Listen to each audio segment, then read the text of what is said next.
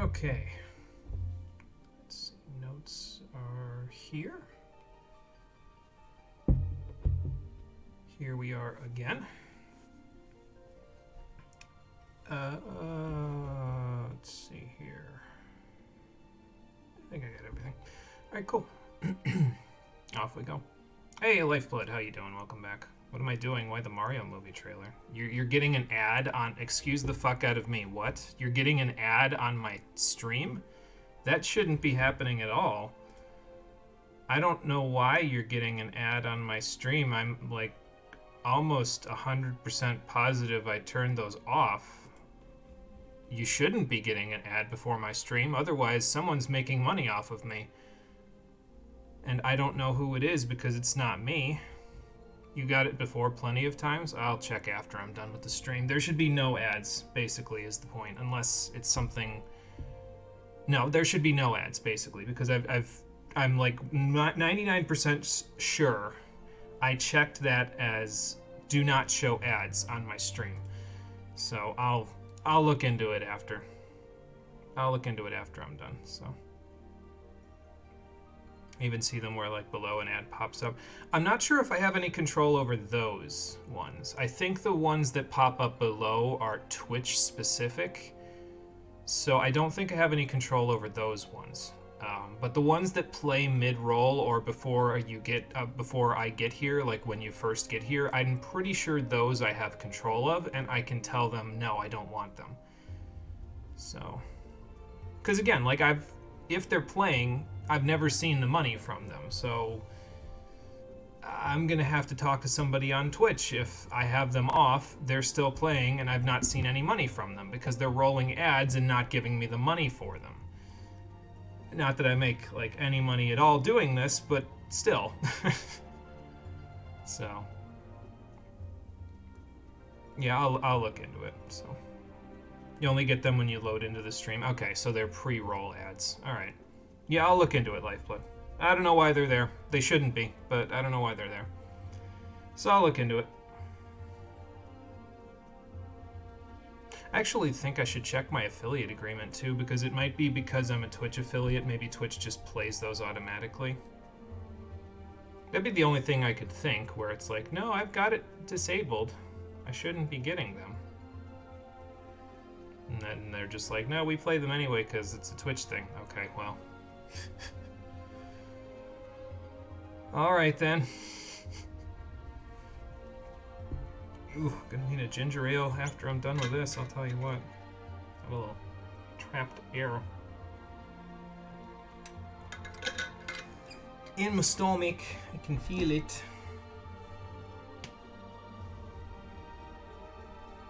Nice carbonated beverage will take care of that, though. Anyway, that's neither here nor there. What is here, right now, is us loading back into this godforsaken game.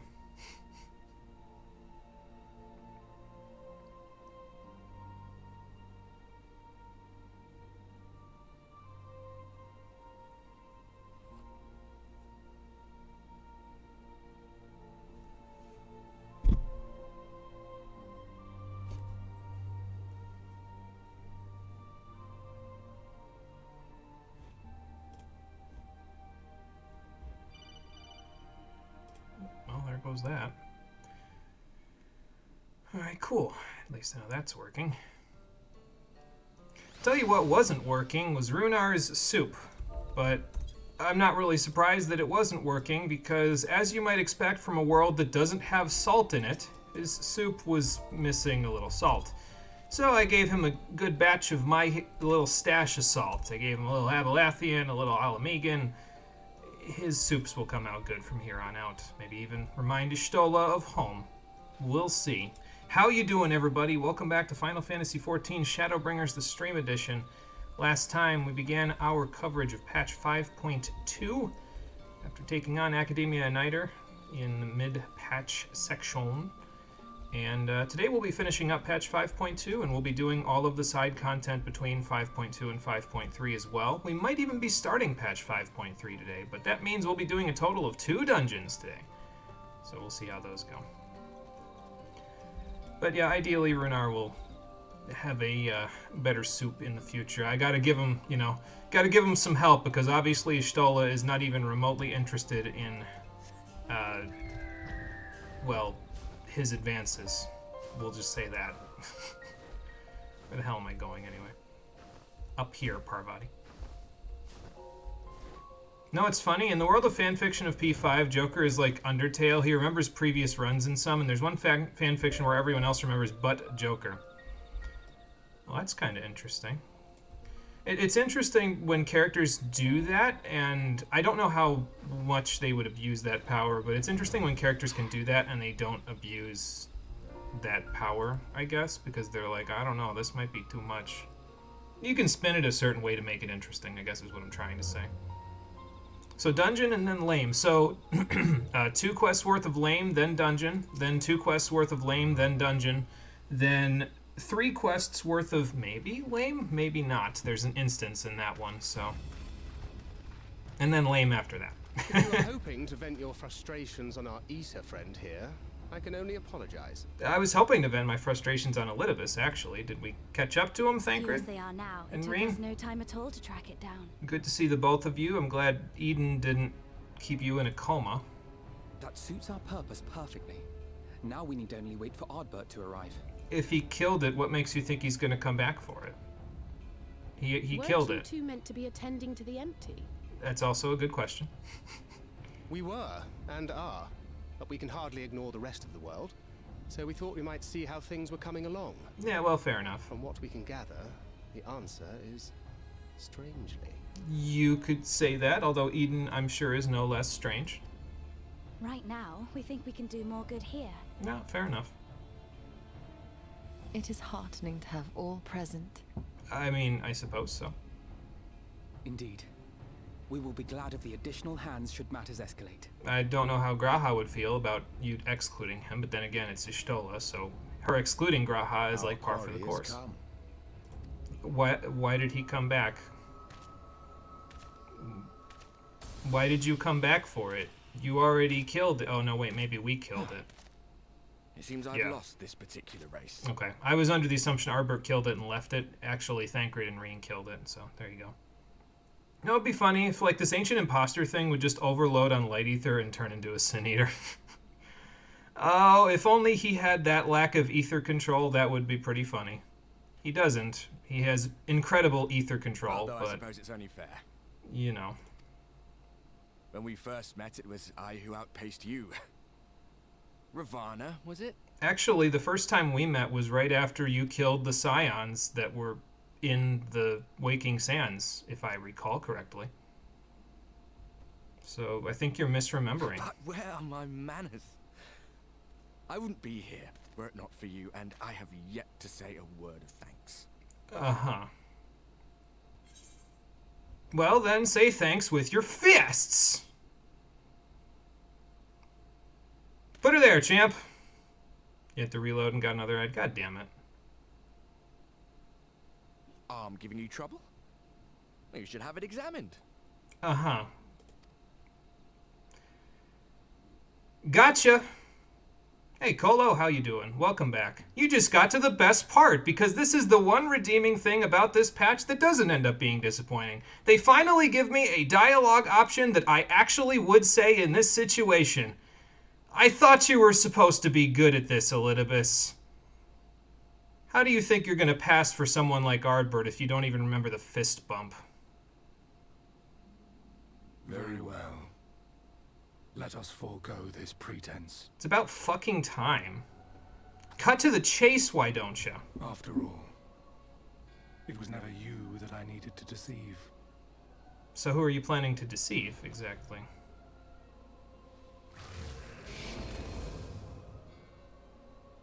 Yes, it is I, Elidibus. Well, that's a triumphant way to make an announcement, Elidibus. Damn it, I was about to take a nap, XD. Elidibus says no, Marie.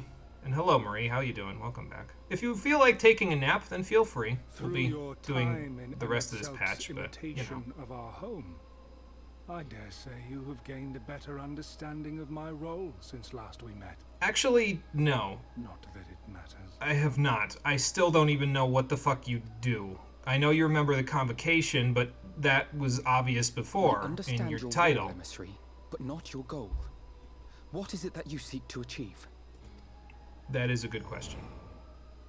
I seek to enact the will of the convocation, of course. You do? If it helps you to think of me as but another Ascian, no different in nature or purpose from the rest, you are welcome to do so. So you want to resurrect Zodiark as well? Once, I would have said your goal was destruction alone. Why go on about this Warrior of Light business, then? Now I understand that you fight for something you love, just as we do. Alphino, he doesn't love anything. He can't love anything. He's tempered to the will of Zodiark. He is incapable of feeling any emotions at all. Stop it. Yet though we seem doomed to clash, I bid you consider Emmett Selk's final words. Remember that we once lived, he said. Yeah, once lived, as Had he in, not seen some don't glimmer live of hope in anymore. our kind, I do not believe he would have spoken thus.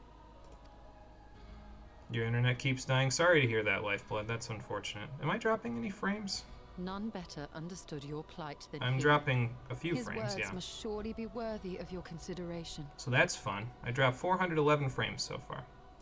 So many question marks, that is true. We're not going to get any answers. Emmett Selk. Not yet, anyway. We might get a couple. How very unlike you to err so gravely. That one should stray at the end of so onerous a path is understandable. But I had thought you above such weakness. Mayhap you thought the same. Would that I had been present to offer correction. Why weren't you?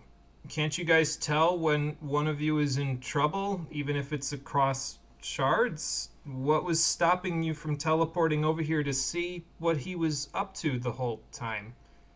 What? Think that selling your PS2 Slim and buying the OG fat one is a good idea? So do you need the fat one for a specific game, Colo? Or, like, what's the purpose for buying the OG fat one? Exactly, because that'll probably let me know a little bit better of whether it's worth it or not. Think he could fool you if he didn't have the soul of the hero? Has he ever fooled me before? I mean, he can't fool me anymore because in character I can sense his ether, so no, I don't think he could fool me no matter what anymore, but, you know. Did spend more than a third of the cost after selling the Slim, it's not worth it. Found a few under $100, okay. Want to play online games and backups from the HDD? Okay, I see what you're saying. But I shall do so now. Well, this is my duty. And return all to its proper course. I mean, I guess if it's a PS2 exclusive, you could make the excuse to do it. As for you, look at yourselves. Look at your history. I don't know how good PS2's Look online back capability is, though. 100 short years to how your greatest warriors were undone. Because I've never done anything online with the PS2, so I couldn't really tell you. And now, at but a word from me, you raise your hands in answer like the puppets you are. Well, yeah, because we told everyone that Ardbert, not you, Ardbert, the real Ardbert, was a hero. Naught has changed. Because you manipulated it. Like, I need you to understand that you did this specifically because people are easy to take advantage of. Allow that which is most important to slip through your fumbling fingers like so many grains of sand, again and again and again, and you would remember us. You do forget yourselves. That's funny coming from you. Why? I'll tell you why next patch. In character. Yo, Ardbert, how's it feel looking at your body? Yeah, why isn't Ardbert, like, screaming in my head right now? Nor do I require any. Well, that's fine. We don't need common ground for me to kick your ass again. Wait! How those broil marks feeling, big guy? And that was my weakest DPS class that I kicked his ass with last time. If I bring the knives next time, he might be dead for good. Ariane, do we still have any of that white auracite left? We have confirmed the identity of our foe, at least. And 'tis safe to say his objective is the rejoining. Uh-huh. And how does he plan on doing that I exactly? have no idea how playing the part of a warrior of light will further his cause, nor why he would spur others to do the same. Like, the only thing I can think is that he's trying to get people to go out and cause extinction-level events by being adventurers, quote-unquote, in order to push this place even further towards the light, even without the Sin Eaters. But no one's going to be stupid enough to do something like that when Clan Nutsy and all them are around, right?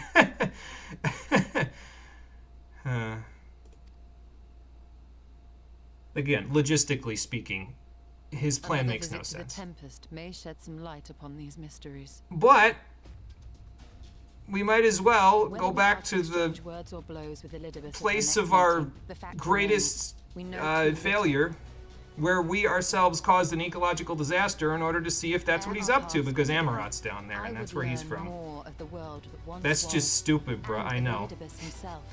I know it's stupid. I think that's what they're going for. I don't know what they're going for if that's not what they're going for. But again, there is literally like a group of hunters in this world who prevent people from killing too many monsters because the world is practically at the brink of extinction anyway. So they tell people you can only call monsters if we tell you to, essentially. And Elidibus wants people to go out and call monsters anyway, even though logistically speaking, people should know that not only is that illegal, it's also incredibly bad from an ecological standpoint. In this, we would be best served going directly to his home, much as Emmett Selk came to ours. You think they're going to have info on Elidibus there? I mean, he Oh, was I part see of the wisdom in Convocation, thy so... suggestion. The Amarot we visited is but a phantom born of Emmett Selk's memory. I fear it will teach us little that we do not already know. Well, I don't know. It had a separate instance inside of it that we didn't know about when we went there the first time for the Academia, so hey, all of the archives might still be there. We might be able to, I quite agree. you know... Yet the ruins of the actual city remain unexplored. Yeah, we might be able to look through the whole thing. It might be like a Given the vastness of the friggin' Tempest, I photographic should not memory be version, like surprised were my there more memory. such structures like to those in which the Ondo reside. Are you sure the Ondo are going to be very happy with us, considering the bubble from Bismarck still hasn't burst, and never will? In any case, if there's aught to be learned, I want to know, because I need to know what his MO is, so I can tell him how monumentally stupid it is before I kill him permanently A man this after time. my own heart. Glad that we both think with Assuming violence. we are all in agreement, then I suggest we first pay a visit to the Ondo. If anyone can tell us where more ruins are to be found, it is them. I suppose so, since apparently they're just going to do that for us, even though, again, they have no reason to help us, since we caused them to have to fundamentally change their entire culture. No, I will never get off this subject. It's too good of a subject to get off of. It's too good of a sticking point. What is there to adventure? I can explore the whole first in one day. Yeah, I know. Believe me, I know. Literally as you went through his patch. He's rekindling the hope and faith of the Warriors of Light, so is he about to summon a fucking primal? Honestly, I'll tell you at the end of the patch where I thought the story was going, but that's kind of similar to my line of thinking. I can't tell you why yet, because it would spoil a character that we don't know about yet that's going to come up in the next couple of quests, but we'll talk about it. But that's similar to my line of thinking, so. Okay, so back to the cups. By the way, you hate how MMOs just use 3 accents for their characters, British, French, and maybe German. They do use those accents a lot, don't they? I'll tell you what though, Colo, the original version of this game, A Realm Reborn, actually had a lot of American voice acting, like, not English, like English speaking, but from the United States of America accents. And people were really upset about it. They were like, no, this sounds stupid, the characters are awful, you need to change it, and so then they said, fine, we'll make them British. And then they did. So this is a change from the norm, I guess. People like this version a lot better, apparently. I don't know, though. Like, some of the voices that they had originally didn't sound like they had any voice direction, but I kind of like Gaius' old voice actor. I mean, I like Gaius' new voice actor, to be clear, but I also kind of liked how much of a large ham he was back in the day. Look, Faith originally only seemed to relate to primals and summoning. It's very hard to not go there. Yeah, I suppose we've kind of been conditioned about it at this point, right?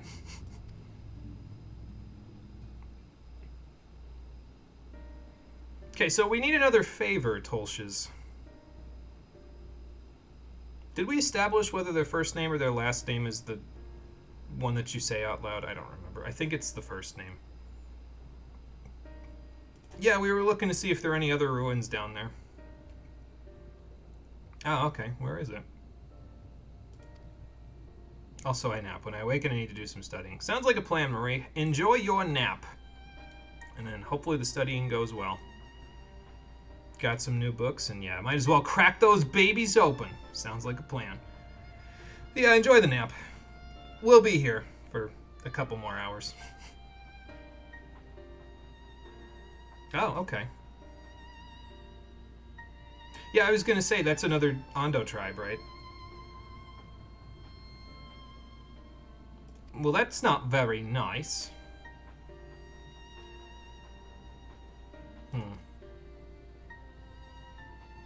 Well, yeah, we had to get the Maniri liver for the Clutch Mother as well, so... Well, I'm pretty good at getting Maniri liver at this point, so, and I can fly around so I can get to it even faster. So let's go get some liver, and then that should let them tell us what's going on and where we need to go. It is one good turn and all that. Restart your internet. Hopefully you're good now without your internet dying. I just want to check again if I've dropped frames since then. I have dropped another 400 frames. I seem to have been having situations recently with my internet hiccuping, basically, where it like stops for a few seconds and then starts back up, which is not a good sign, since this laptop is only 5 months old. I have to check in on the Wi-Fi adapter and see if there's any problems with it, I guess. We'll see. Janitors removed some of your desks and replaced them, but didn't warn anyone before they did, so yours and other people's books just got lost. Oh, Jesus. Well, that's not cool of them. I hope you guys can at least get replacement copies or something. Maybe that can be a business expense? I don't know. Like, write it off on your taxes. I don't even know if we can do that here in the US, so I don't know if, I don't know if, you could even do it where you live, so. That's fine, I have knives for people who want to spear intruders. Let's go get these livers back. Fucking lose cable. I wish I could lose cable, Lifeblood. Fiber optics are not available in my zip code. They just don't have them where I live, so cable is the best that I can get. Incidentally, though, I should probably, I was thinking about this the other day, and I said, thinking about it, it's kind of dumb of me to be trying to do this whole streaming thing over Wi-Fi. I should be doing it over an Ethernet connection, because that would make the connection a lot more stable.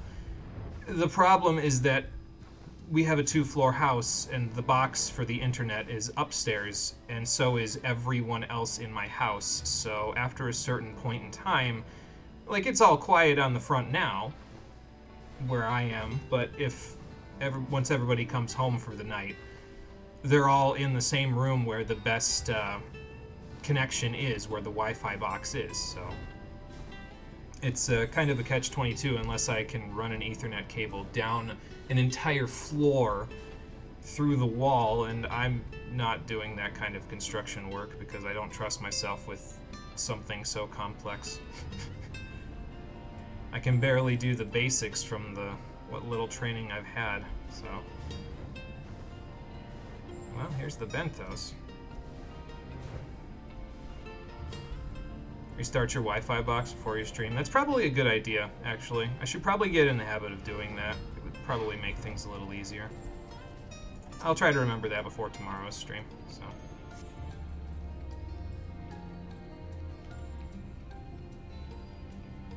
Ow. Thancred, not a whole lot of livers in here. Yeah, I didn't think so. Clammy cask. Okay, so there's a few things around here, so we'll just fly up and over the benthos. Go from there. It's to the point where it isn't even funny how often your stream dies to this point. Yeah, I can understand that. I'd imagine it would be a pain in the ass after a while.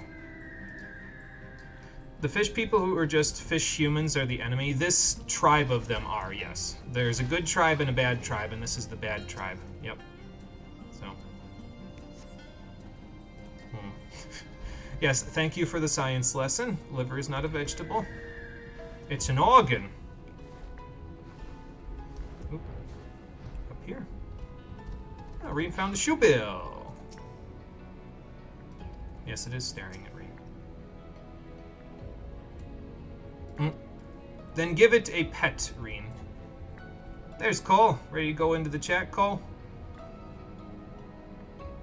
You have a 5-meter Ethernet cable that you bought? Because check Wi-Fi is doo-doo. Modern problems require modern solutions. So that makes sense to me. Ah. Found another bag. Cole's ready to go into the call. Okay, then. Good. I found the Maniri livers. Let's bring Cole into the call.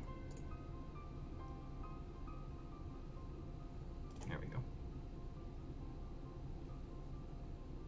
Whenever you're ready, Discord. There it is. There he is. Oh, hi. What? Gobbledygook. Ah. Okay. Eckle Bleckle. Braggle Fraggle. Ah, somebody help me.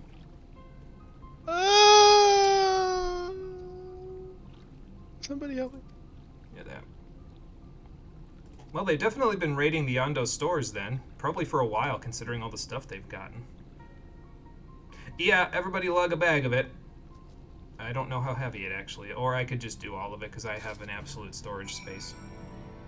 Although it's not really... A bag of holding. It's not really absolute in this game. I can only store 140 things in it, so... You know. Alright, back to the cups we go. So how many quests have you gotten done while I've not been here? 1. Hoggers. You'll catch up. Probably relatively fast because of cutscene skipping. I was gonna say, especially considering how fast you read.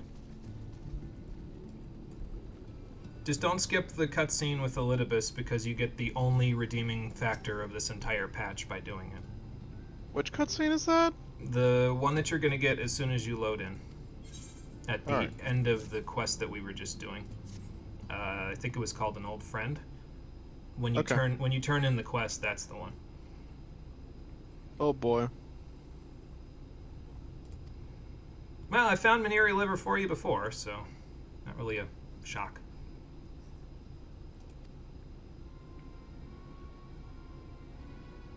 I was gonna say, they've been stealing from you guys for a while, considering all the supplies they got. They could have also just been stealing from the Calusians as well. Well, that makes sense. They'd have to investigate on the ocean floor, and even though Bismarck's bubble is down here on the bottom of the ocean, they still have to get to the bottom of the ocean. So...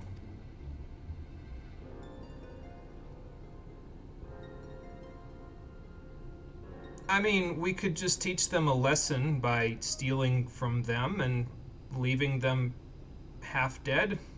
I don't know. Oh, okay, well, if we could kill 2 birds with 1 stone, that would work out.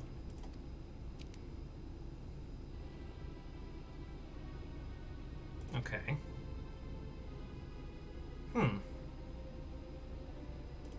You guys think they're gonna have a clutch, don't you? Yeah. They have their own clutch mother, and they're scrounging resources because she's going to give birth. Well, I mean, we could give them the resources so they could, you know, have her give birth and then maybe form an alliance. That wouldn't be a bad idea. I mean, it's an olive branch, to be sure, and we can be there to oversee the trade.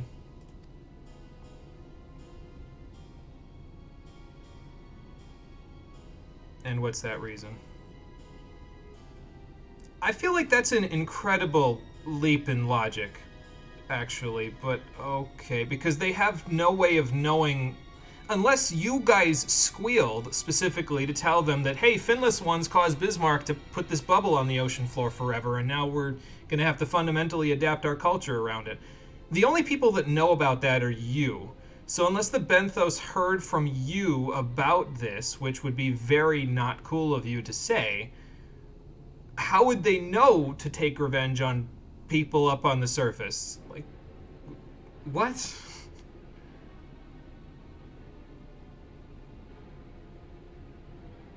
Okay.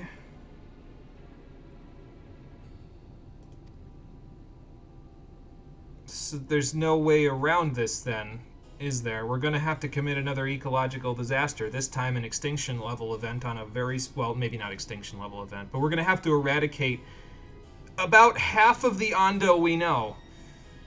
Fun. Am I still the hero? Because I really don't feel like it.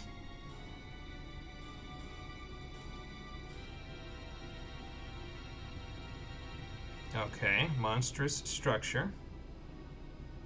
Still incorrect about this Will of the Ancient Ones thing, but okay. Anyway.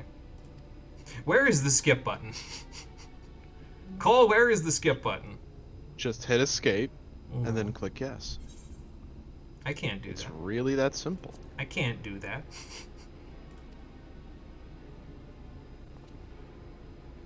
I have to watch these and suffer through them. You're not serious, are you? I'm serious because I'm nodding my head. We're gonna have him do it again? Actually 2 ecological disasters weren't enough for you people? We have to do a 3rd one now? Why do I hang out with you guys anymore? What is wrong with all of you?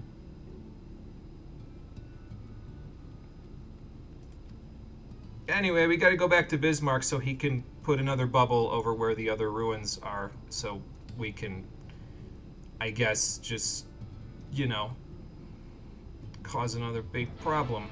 Anyway, we gotta go to Sullen, so that's where we'll go. We'll just teleport to Fort Job.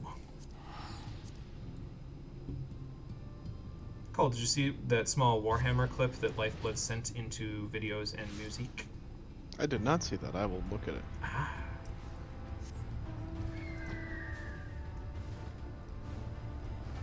And I will fly to Sullen while checking if I have dropped frames again. I have dropped frames again.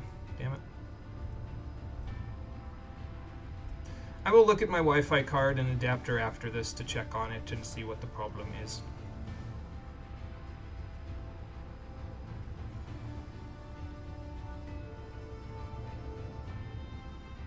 It's actually probably for the best anyway because I bought a USB Wi-Fi adapter just in case because we've been having issues with the internet lately. So I bought it just in case there'd be additional problems and in case it got worse somehow, because as far as I'm aware this laptop is not under warranty because I basically bought it secondhand, so. But I'll look into it. So are we gonna be on the docks at Sullen, or? Isn't that the new Warhammer game Darktide, Colo? Oh, the newest one? Yeah, I wouldn't know. Yeah. I would not know. Sorry.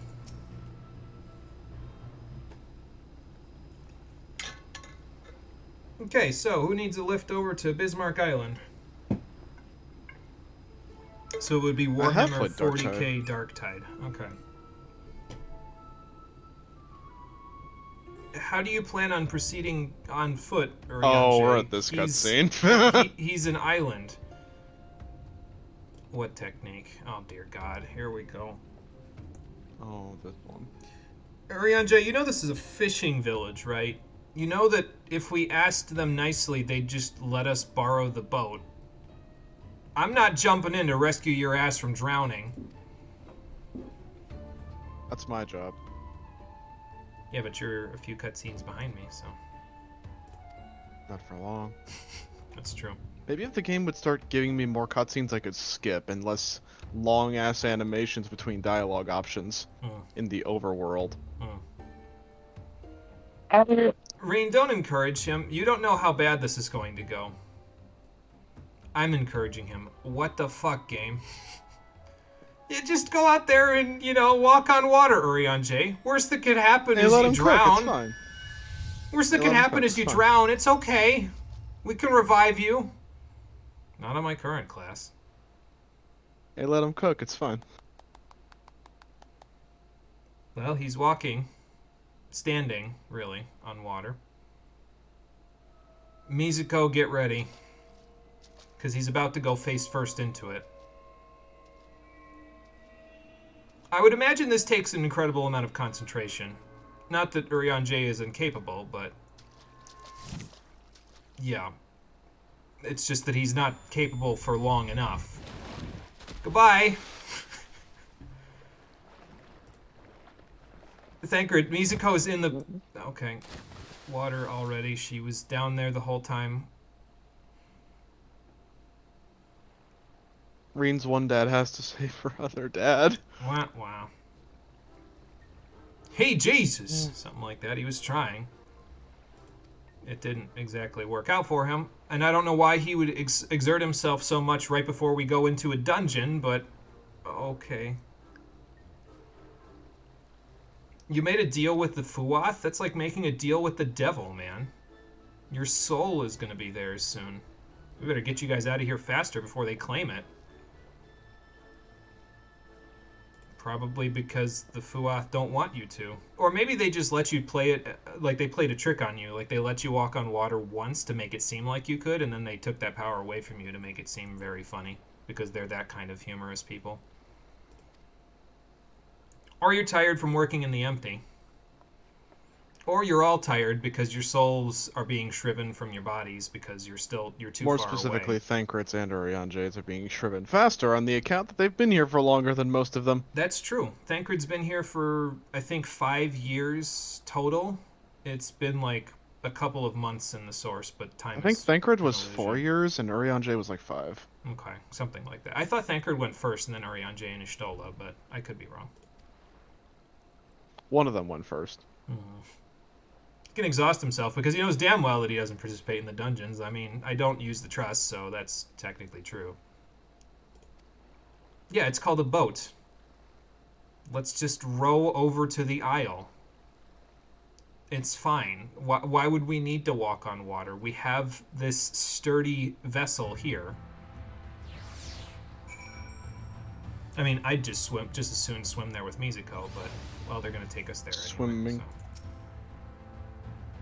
To be fair, not everyone present here has the blessing of water, so... You'd think we would have taken care of that by now. Yeah, you'd think. Honestly, I'm surprised that at this point Thancred, Reen, and Urianger don't, considering you guys had to fight Leviathan out in the empty, right? Yeah. Yeah, it might have been a little difficult to fight if you couldn't breathe underwater. That was an experience. We about to enter the inside of Giant Fairy Whale. I don't think we're gonna go Monstro. We do need Bismarck's help to get to the other ruins, though, because they're pretty far out at sea, so...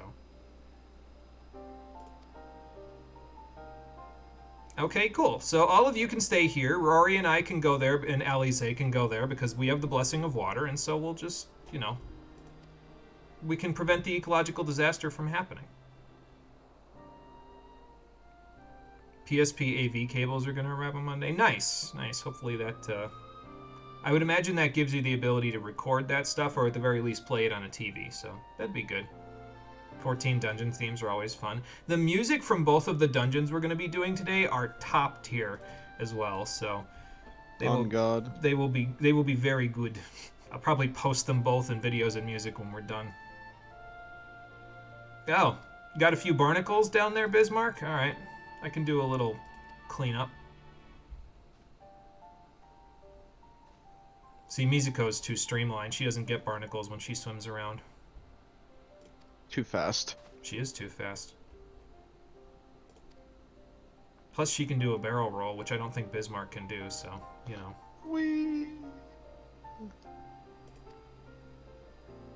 Should be easy enough for a level 80 fisher. Listen, it's fine. I'll just go do it. Yeah, Alice and I can do it. We have the blessing of water. I don't know why I look surprised. I have one of the 2 blessings out of this party. She's going right, I'm going left. I'm nodding like a fucking idiot. The longer I stay here, the more my agency leaves my body. But anyway. I would have fucking literally died laughing if they threw shade at the fact that we haven't gotten everyone the blessing of water before everyone got yeeted over to the first. I mean, I would have been okay if they lampshaded it. If they, you know, threw me under the If bus they about lampshaded it, I would have laughed. If they threw me under the bus about it, I would have been upset. But if they just lampshaded it, I'd have been like, okay, whatever. Topic It of had to dungeons. be a good idea to take a visit to the Kojin after we return. Yeah, maybe. Mizuko, let's go down there and get these barnacles off. On the topic of dungeons, what do you think of the comparison for the dungeon boss and the DK theme you played? I can definitely see it, and, well, okay, definitely hear it. I can definitely hear the similarities in some of the instruments, and I wouldn't be surprised if the two composers took some inspiration from each other. Because Tropical Freeze came out before Shadowbringers did, so... by, I think, a few years, so... like, yeah, I wouldn't be surprised if there was some, like, inspiration going on there. Alright, I imagine these other ones are going to be down further. How many are there total? 3. Okay.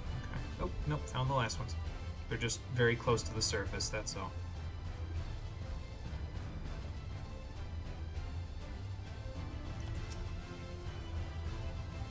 Yeah, DK is in Final Fantasy XIV canon, confirmed. Just another world that we could get to using the Pillar of the Sky.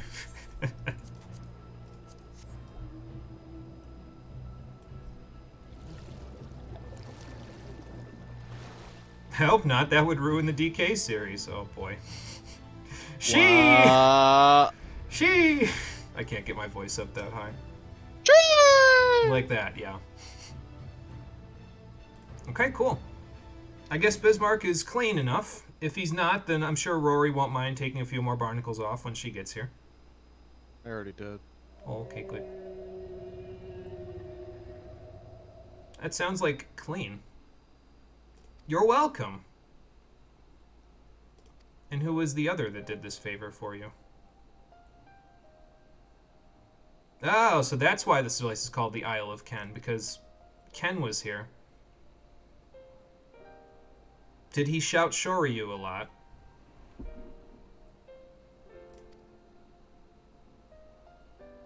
I'm glad Bismarck had a friend in this world. Bismarck in the other world is kind of an asshole. But that's because he's summoned and forced to be an asshole. Here, Bismarck just gets to be, you know.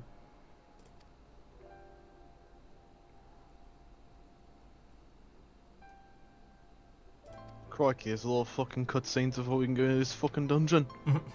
It's okay, Bismarck's getting character development, and we'll never hear about Ken or Bismarck ever again after this, so I'm going to relish it.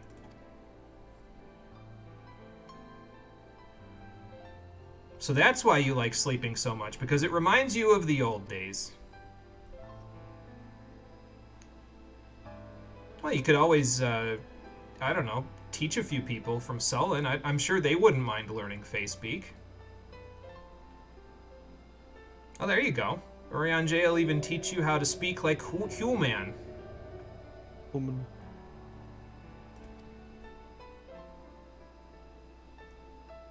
Okay, so should we hide in the cave like we did last time so we don't get struck by, you know, the rushing water? I don't think that would actually work because we would still get struck by the rushing water flooding into the cave, but, you know. I don't shoot shots, I shoot cannons. There you go. For what purpose do these side characters get development? There's no point. Give it to the actually important characters. See, I agree, honestly, because it feels like in some cases the important characters aren't getting development where they need to be. Like, this patch feels disjointed in a way that it's giving screen time to people that will never need screen time again. And that's why it's so hit or miss for me, I guess, is because it just... I don't mind Bismarck getting character development, but I would rather he get character development if he's going to be important to the story later. Again, after this, we never see Bismarck again. I think we actually might see him once in the little farewell tour that we do before we get our friends back to the source, but yeah, like, I don't know, I'd rather they give it to someone in the party, I guess, since they're supposed to be our friends. I think the thing is, I know what they're trying to do by doing all of this. It's okay, so this is a writing thing. So really weird writing thing. Sometimes when you write a story and it takes place over the course of multiple places, if you have, say, the main character travel from his home kingdom to another kingdom, and you have all these characters that you introduce, like the shop merchant and other things like that, giving them full expansive backstories and like actual character development, and then never having them appear again, that actually serves a purpose in overall writing, which is that it makes the world feel more alive. Well, sure, yeah, and I understand that, and I think that's why I'm not really hugely upset by Bismarck getting character development. I just know that going forward, it's not going to be used for anything. That's all. So I guess think it's just like... I'd rather they use it for something if they're going to give it to someone, you know? Mm-hmm. I think one of the things that's important about, like, specifically stuff like this, when you're making the world feel more alive by giving character development to random characters, is that, essentially, the way that I find comfort in doing worlds that are more alive, in my own personal experience writing, is if you're going to do this, like where you give random characters character development, and then never mention them again, essentially you have to cherry pick a certain amount of characters from these worlds. And you just have to say, okay, these are going to be the important characters from this area, from this part of the story, from this part of the story. And it's realistic that the hero might learn more about other characters in the world and then never interact with them again. Because it's just like, of course you are. You're running around, you're helping these people, you're dealing with their problems, and generally people's problems are interwoven with their backstories in terms of story. So if the hero helps the blacksmith murder an entire village of bandits because the bandits murdered his daughter or something, it gives him a little bit of closure knowing the bandits won't kill anyone else, and then that blacksmith is never brought up again except offhandedly, it's like, that makes the world feel more alive, because of course not every character you meet is going to be important to the story, but you might learn things about them, like why they do the way they are, how they ended up where they are. Right, and I understand that. I think I just prescribe more to the idea of, if it's there, it's going to be used for something, I suppose, you know? But also, it's sort of counteracted by the fact that the Final Fantasy XIV gives all of these side characters important development, at least in Shadowbringers, but it refuses to give... See, that was funny. I was actually about to mention that, but does not give its important core characters as much development as they probably could have. See, the thing is a lot of this side content should be like spending time with our main cast, you know, the core group of characters that I mentioned that you cherry pick from the hundreds that are written into these expansions. Like, Bismarck's little side story would have served a purpose of, like, how did he end up here, why is he here, and you learn that in the story, and you're like, cool. But it would feel a little less bad if other characters that were important in this expansion got a piece of development. It would feel good if the scions that were standing on his back that are supposed to be our core group of characters have had any development at all since they got here, except for Thancred. Urianger's had development. Yeah, I guess that's true, because he wasn't a character before this, because Square Enix hasn't used him at all since, like, 1.0, so... Urianger got development. I'd argue the twins got development. Yeah, I guess... Really, it's just Y'shtola? Yeah, I suppose that's true. They all got some. Because, like... Alphino is, like, kind of a badass now in terms of politically. Like, he's not that young kid that we had before. It seems like he's finished his development. Alice's really kind of actually started opening up and being vulnerable with the rest of the Scions. It almost feels and Urianger is just a badass. It almost feels like Alphino's looping, though. Like, it feels like he did this in Heavensward, and then he didn't really get a chance to do it in Stormblood because we were more with Alice in Stormblood, so now he's just looping back on his Heavensward character development. Excuse me. Anyway, the old men of the sea need to go kill a band of bandits because Reen told us to rest, and now we will not rest because we're not allowed to. We have to go kill the bandits before we can go into the dungeon. I thought they saved this stuff for patch 5.3 when they forced you to take 6 hours to finish the patch. No matter how much you explain this, making the world alive, give side character story, it's just not as good when the rest have no personality. See, it's funny, because on the subject of that, it's like really weird how Final Fantasy XIV manages to accomplish and make characters likable, But the problem being is how it keeps certain side characters have a lot of development, a lot of specifics, a lot of interest to them, but other characters that are in the main cast aren't as interesting, at least in this expansion. I for think, me. though, the reason why they didn't put the Scions front and center in terms of development, and this is not an excuse, by the way, I'm not excusing them for doing this, is because they knew they had another entire expansion coming up where the Scions would be main characters, and they could develop them more then. So it's more of a slow burn for their development here in order to finish it in Endwalker, whereas everybody here is getting their development because after the next patch, we're, not going to be here anymore. So, anyway, Taylor and that other guy killed the Nightshade dude, so that's cool. Anyway, keep going. I was just saying. It's funny because, I'd argue that they learned their lesson from Shadowbringers, at least when they went into Endwalker, because the Scions are front and center for most of the expansion. They focus a lot on their character development. I don't think Thancred's bullshit with Minfilia is brought up once. It's all new for him in Endwalker. Yeah, because they felt like they had to rehash that here in order to be like, hey, so you haven't had Thancred around for the entire X-Pack since ever, because A Realm Reborn he wasn't hardly around, Heaven's Ward he wasn't hardly around, Stormblood he was in Garlemald, so they were like, hey, let's just remind people who Thancred is in Shadowbringers, I guess. See, I think the thing is, at least in terms of him reliving his character arc, with everything in this expansion, I don't mind it as much because it's one of the emotional punches that the expansion has, one of the bigger emotional punches that the base expansion has, and also because he spent 5 years here running around with a clone, with what was effectively a reborn Minfilia. Of course his character's going to regress. Because character regression is a very real thing you can do to your characters when they're put in stressful situations or away from the main cast for a long time. It's to hit home how good these people are for Thancred and how they push him forward and let him get over his issues, and years away from them or acting alone, because he's a fucking loner, sort of put his character back into a position where it wasn't in as good of a position, in terms of, character progression.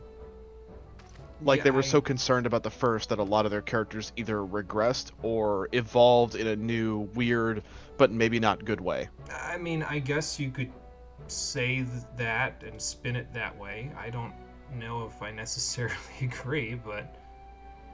Because, I think the reason why Thancred's arc in this thing is so... You can keep going with the dialogue option. I'm moving on with the dialogue while you're talking. It's fine. I think one of the things that make Thancred, more likable for me this expansion is his regression makes sense in my head, but it may not make sense in other people's heads. Because, okay, Thancred gets transported to this parallel world. He finds somebody calling herself Minfilia, learns about this world's lore, about how Minfilia has been reincarnating here after saving the First from the Flood of Light all this time. Even though she's been dead since Heaven's Ward, anyway. Yeah, but, grief. Mm-hmm. Thancred spent almost the entirety of Stormblood on his own, away from the Scions, and not really progressing all that much in terms of character. He'd never really gotten over Minfilia dying, despite it being told to his face. He gets transported, suddenly he has a chance to fucking protect this girl who's supposed to be Minfilia, and possibly reconnect with this person who was deeply important with him. Of course he's gonna regress to his character. I feel like in the process it's like having a character who has a dead wife, and then halfway through the story you bring the wife back. How does the character justify everything they did in Vengeance? It's sort of like the whole, they killed my wife, and then the wife comes back halfway through the story and she's fine, and then it's like, oh god, I committed all these atrocities in her name, shouting it in revenge, and now suddenly she's fine. Well, okay, so there's a lot to unpack there. I don't know if I even want to bother putting the energy in to unpack everything that you just said. I guess what I'm trying to say is I think Thancred's character regression back into the Minfilia problem is, reasonable, at least from my perspective of writing. Yeah, I just feel like it's a waste of potential new character development for Thancred where he could be a good father to someone. I don't know. Anyway, we gotta go back to Calusia. No, don't bother. I just feel like the regression belies an opportunity for them to do something new and original with Thancred. So that's the TLDR version of what I was going to say. Because he doesn't really get to be a dad, except for in the Eden raids where they just use it as a joke, so... Lifeblood is honestly done with this conversation. That's Oh, just that because bad, Lifeblood huh? doesn't like it when I play Devil's Advocate. No, And I say don't this game is mind. good. I don't mind you playing devil's advocate. I just feel like I have a counter argument, that's all. Fair enough. I guess we're going up on the thing here. Is there a... No, I thought I saw sightseeing log below that. There are Tragopans over there, though, so that's fun. Oh, there you are. The character's likable. Are we talking about the same game? So these people here, getting here have free life experience since they're just here without their bodies? I mean, I guess so. I would assume they level up. So, you know.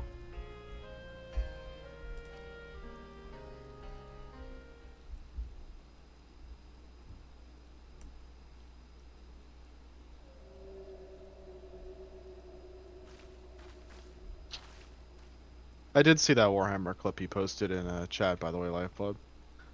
There you go. Are they already home? Wow. Must have gotten in and out pretty quick to wherever they were going to eat. I also don't mind you playing Devil's Advocate. I do mind you taking ages to explain. Understandable. Well, that's because this talk is a all... lot. No, it's just because it's all off the cuff, that's all. So we don't really have, like, a point, you know, elaborately planned out right here. So... I'm going to invite you to party. What are you doing for this dungeon? Summoner? Well, thank you. Okay, thanks. I'll grab it when I'm done. Appreciate it. Marie is napping, so I know Marie's not coming with us for this one. So, Lifeblood would like to know what you thought of the clip that he sent. I'm gonna go not down here because there's an invisible blob. Not expecting that when I clicked on that Lifeblood. Not at all. Okay, so here's an idea. Get in the car. Okay, now we will go this way. So we can wait without the Tragopans trying to kill us while we wait to go into Anamnesis a Niter, which is now accessible. Have you ever been to the Lawns? No. You know what this place is? Oh yeah, I was here before. This is the Stone Sky Sea of Shadowbringers. I've been So here. was the thing they did to try and make us not use ACT anymore, but then it didn't work. I was gonna say, boy, that sure didn't work. We're doing a drive-by. Yeah, get in the car, loser. We're doing a drive-by. I think this spot is keeping me out of the rain. There's a spot back here in the shadows where the rocks are blocking the rain. I think the problem with Stone Sky Sea, and by extension the ACT problem, is that people just want informed information of how much damage they're doing, And they don't show how it much as their much raid here. members are doing. Yeah. Yeah. Because the only way they can optimize clears is by knowing exactly how well everyone's doing at all times. But the problem is that it opens up the possibility of being toxic as fuck. Like in World of Warcraft. I think. I've never played World of Warcraft, so I don't know, but that's what I heard. I have an Amnesis and Niter ready. Are you ready to go? Let's get this bread, gamer. Do you need food? I have food. One or more of your party members does not meet the requirements for this duty. Oh, FFS. What's the required eye level? 440. Why haven't you bought the 515 gear yet? It's balanced, you know. You won't have to slot materia into it. It has nice balanced stats. I checked on that for you. The only But thing it that costs you'll a have to... lot of fucking gil, though. I have a lot of gil if you need it. I have 2 million just sitting in reserve. My problem is that I haven't been running my fucking daily roulettes because I've been so goddamn busy. Yeah, here we go. That makes sense. You gonna sage it? Yeah. Okay, so make sure that you get some gear for Gunbreaker as well, because we're doing a second dungeon today. So, okay, good luck, have fun, here we go. I thought it was gonna insta-queue us, but that's because we didn't bring in tank. It's okay though. You know, it's funny that Yeah, the Omega basic, is like, fucking, like, more popular than this thing. dragon that debuted with him in 5. It's to the point where a strong machine enemy called Omega out of is called Omega out of principle. Yeah, not as many people remember Shinryu, I suppose. Yeah, I think the issue that I've been running into with these streams and gearing for classes is that, okay, let me break this down for you. This is one of my issues with 14 in a nutshell. It takes fucking forever to get the every 10 levels gear. Yeah, because like if you're leveling something every 10 levels, like you've got time to build up resources going from 70 to 80 or 80 to 90 to have enough tomestones. But the problem is like, okay, so you unlock the gear at the end of the expansion. You've been at 2,000 tomestones of poetics for like half of the expansion because you can't spend it on gear. And you can blow all get 2,000 tomestones, you get half of that gear. I was gonna So say, you gotta and you fucking can get 2K again. Yeah, and I was gonna say, and you can get at maximum 6 pieces of gear, and you need 11 in order to be fully equipped. But It's infuriating. But like I said though, there is gear that you can purchase like with Gil, which we don't really use for much else.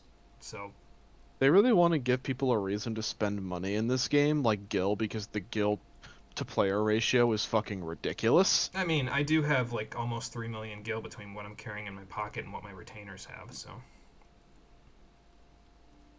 And I don't really spend it on anything because I've already decorated an entire apartment, so I have nothing left to spend it on. I mean, yeah. Incidentally, do you need help buying the 515 gear? I mean, I've got 4 million Gil. Because you need to be at eye level 500 in order to do all the content I want to do in the next 9 streams, including today. Fuck, man. Nutty. So that's why I'm pushing you so hard towards buying it. I know it costs, like, a lot. Matter of fact, let's go see how much. It's probably going to cost me around 2 or 3, like, maybe 1 million Gil to get a set. Let's go see how much it would cost in order to buy a whole set. I'm going to go to the Crystarium. What is the 515 gear again? I'll tell you because I'm going to the markets, so I will let you know. If we don't queue as soon as I get there. So you go to the markets, and we need to find the armorer, because the armorer will tell me the gear that I want. Was there ever a money problem in an MMO? The answer is yes. The MMO you mentioned is where money is actually hard to get. See, I don't know. I feel like it'd be nice, because in this game, at the very beginning, money is hard to come by, but that's when you're actually buying gear with money pretty regularly. After that point, like once you reach probably about level 30, money doesn't really do a whole lot except for buying like fashionable gear, which costs a lot more money because people shoot the prices up. But money's pretty easy to come by as long as you do your roulettes for the day. So. See, in that specific instance, is that it's a little bit problematic, at least in terms of what the hell is it? See, the problem is that there is uses for money in this game, and that's specifically endgame content because you need to get resources and buy stuff and materia. Because, like, okay, you can get gatherers to gather stuff and make money, but a lot of that comes down to I'm spending this money on the new crafted set if I can't make it myself, and if you can, you're an Omni Gatherer and an Omni Crafter, which means you will literally never be want from money Gil for the rest of the game. Right. But even still, you have to buy materia if you're in Savage Raiding, and materia is fucking expensive, like 20,000 Gil per. Well, I mean, I have some level 8 materia that I'm sitting on in my inventory and in my thing that you can have, because I can't do anything with it. I have all my stuff I don't have geared. any intention of fucking... And then the other thing is that this gear, you don't, like I said, it's got balanced stats, so you don't even need to put materia into it. It's already balanced enough. The only thing you have to concern yourself with is the fact that you have almost 1,000 spell speed on Black Mage. I checked this for you. Bold of you to assume that I can't handle that. No, that's fine. I mean, it just, you'd cast a little faster, that's all. Okay, so it's like 75k for the helmet, arms, and boots, and it's like 83k for the, Are you sure that stuff is I-515? Uh-huh. Item comparison. I level 515. It's probably better than some of the stuff I have, honestly. Stuff is better than the fucking Crystarium gear. That's fucking whack. It is better than the Crystarium gear, yeah. Speaking of which, I should... Because, like, the Crystarium gear is green gear, too, and that's what makes it kind of ridiculous. Well, it's I-500, so it's from patch 5.2. So. They also just gave you a whole coffer's worth of accessories, so that's helpful. Oh, they did. I wish those were Crypt Lurker accessories. Yeah. So 75 and 83 is 163k. And then each of the accessories is about 19. So 19, 38, 57, 76, 95k more. So it'd cost you about 250,000 per class. Crikey. But again, I have money if you need it, so, because I'm not going to use it. Pop quiz, what is one of the best Pokemon in OU that joined in Gen 5? Excadrill? Or is that an Ubers? I forget. It's been a while since I've played competitive Pokemon, so I would say Excadrill, but it could be an Ubers. So Should be enough for Monterey. So yeah, if you were to gear the 3 classes you have at 80 at this point, you would be out about 750,000 gil. Oh, that is the worst. I was expecting around 1 million. Well, once Machinist is 80, it'll be 1 million, but, you know. Yeah. I mean, yes, it got banned to Ubers, but it's also correct. Okay, fair enough. I forgot how stupid Excadrill is. Excadrill is really fucking good. Like, it deals so much damage. It's ridiculous. I know Excadrill pretty good, though, because it's like one of those Pokemon where a new gen comes out, and while they're suspect testing everything, he's just rampant. He's running ripshod through the entire metagame. Also, Zakute popped. Sandrush is busted. Sandstorm, Sandrush is busted. Okay, here we go into the dungeon. Alright, note to self, I have some gearing to do after we're done in this dungeon. Hey. Okay, Bismarck. I made sure that the other 2 people we got here got the Blessing of Water. I have the Kojin Bless emote, so I can do it myself. Why didn't I just do it to the Scions before we got here? The point is, none of us need you to bubble because we can breathe underwater. So don't worry about it.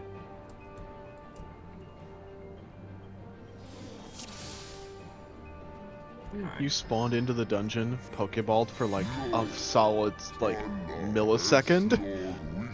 Oh, fun. And I was just so scared. No, it's fine. It's like, no, not again. These are poor neighbors. I guess let's do something about it, huh?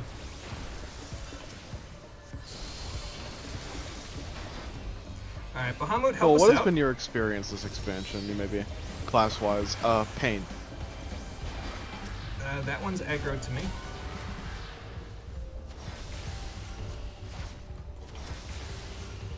Oh, I forgot to do this. That's fine. I'll do it now.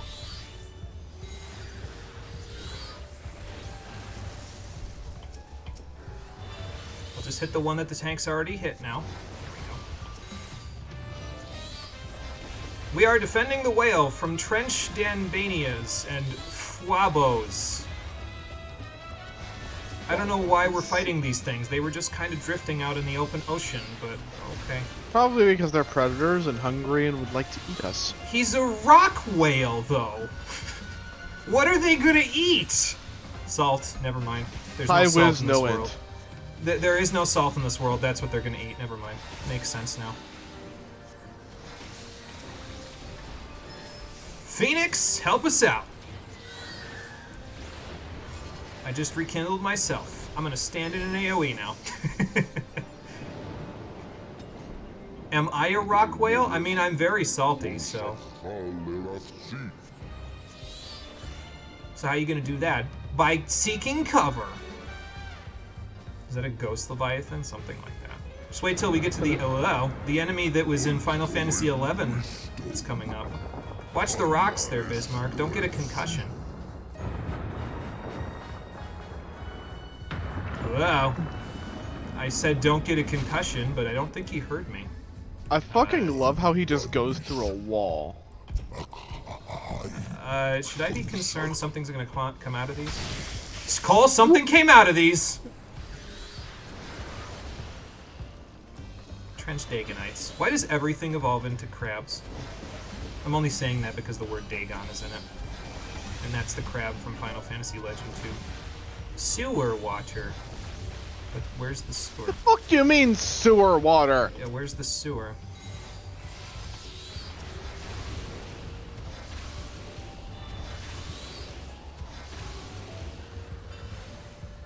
Oh, I can zoom the camera out a little more now. Yeah, who would have guessed something was gonna come out of the rocks? I thought we were about to get ecliptic and hide behind the rocks. Something like that. I love the jazz, by the way, in the background. I'll tell you who I don't love. Trench Yovras.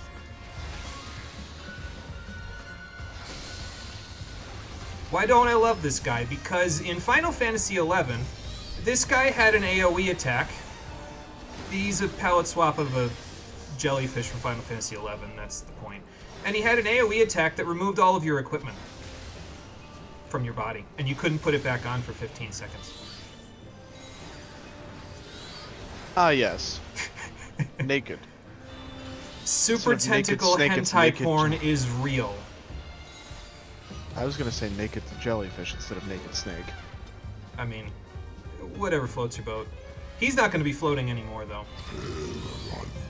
Bismarck, I just told you, we don't need your breath. I specifically looked for people so you wouldn't have to do this. 3 ecological disasters we have committed since starting this expac. You know what the worst part is? This is an as yet undiscovered section of the ocean. The archaeologists are gonna fucking hate us. Hey look, an unknown species! Like I said, put the bubble back, put the bubble back! Completely undiscovered! The archaeological ramifications of what we're doing are insane! Do you even see this thing? Uh-huh. Are you and I looking at the same creature? I don't want this thing to exist! Kill it! I'm gonna stand over here and rekindle myself so I can stand in an AoE because I feel like it. Ah! No, he's gonna hit right here, I think. So, goodbye, everybody. Ow. Oh no! I'll get him. Oh, I just popped Swiftcast as a part of my rotation anyway, so. There you go. He's awake. Rory, I don't care about ecological disasters. Nuke it for more of it. Oh, we're bleeding. Fun. Oh, good. A heal check. Oh, Jesus Christ! Get behind me. There's 2 of them now. We're okay here. 2, 3.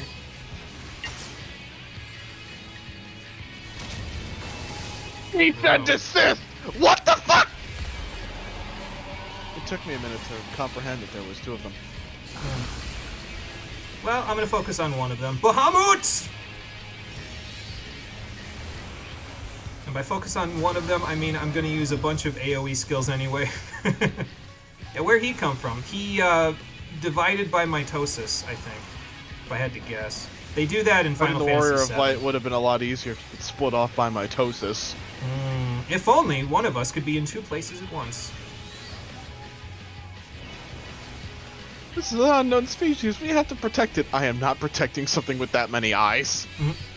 That is not how mitosis works. Well, to be fair, he has an AoE attack that's called Plain Weirdness, so I don't think the laws of physics apply anymore. He just got a damage up. up. Yes, he sure did. Good luck.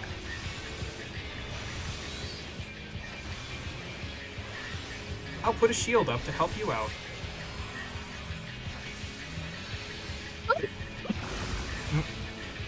Having fun yet, Cole? Here, I'll help out some more. Phoenix! Cole, stop quoting Russian Badger videos. No. I need to start, like, rekindling the tank. I need to, like, remember how to do that because my brain isn't working right now. It's probably because I haven't played Summoner in a while. There we go. We got him! Good work. Stop quoting Russian Badger videos. Never. Cole is a big fan of Russian Badger, from what I understand. Oh, look, it's the big pull. Oh, no, there's a fence. Never mind. I thought this was the big pull. Squib. Squib. Yes. Squib. Not Scree, though. Squib. Boy, it's too bad I don't have that level 90 Ifrit skill that lets me dash forward. Oh, well. Yeah, I'm also a fan, but no quotes. There you go. Can I addle you yet? That's Radiant Aegis. I don't think my addle's ready. Never mind. Excuse me, I'm having a stroke. It's not actually true, but I'm forgetting myself. Accurate stream. I'm gonna stand here, even though it's almost dead. I'm not gonna pop Searing Light, never mind. I was gonna say, I'm gonna pop Searing Light so it's back by the time the boss fight happens, but that's just not true now, is it? The locals have caught on. Yes, they have. I better stop. I'm gonna pull all the aggro. Oh, Jesus Christ, Dark Knight. Yeah. Hang on, Mitsu. I'm coming so you can pull all the aggro off of me. Oh, God. Don't worry about me. I'm good. This is what happens when you use Bahamut. Also, there's a bunch more enemies up there. Why?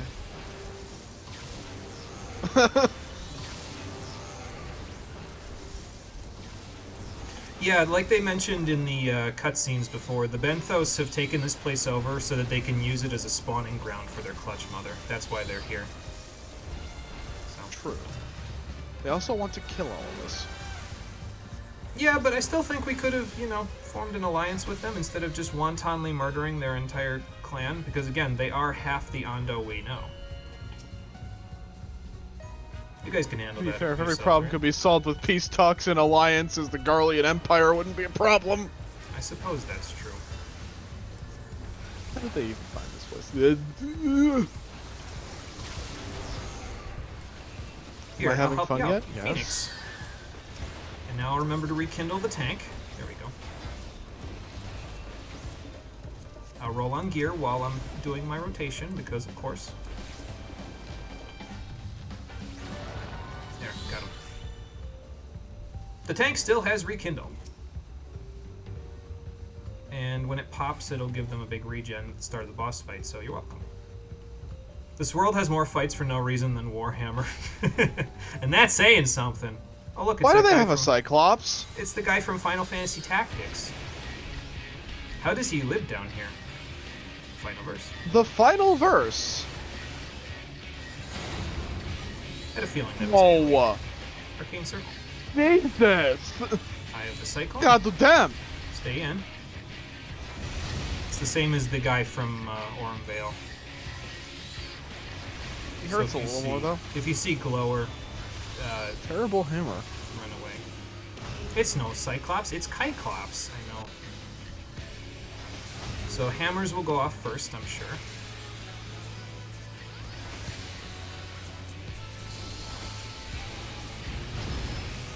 Here's a Searing Light and Bahamut! Okay, go where hammers are. Oh, that's quick. Raging Glower, run Raging away. Glower. This one has some AoE markers, though. Although the one from Orem Vale has AoE markers now, too, so... okay, that's out in front of him. I'm waiting for Swing. I know it's gonna happen. I know Swing is gonna happen. Oh look, my Radiant Aegis is back up. Looks like a Minotaur Cyclops mix. Yeah, kind of, now that you mention it. He's just missing an axe, really. If he had an axe, well, I guess he has hammers in the floor. Boy, it's a good thing this floor is here for him. Wow. I'll go. My God. Okay, wait.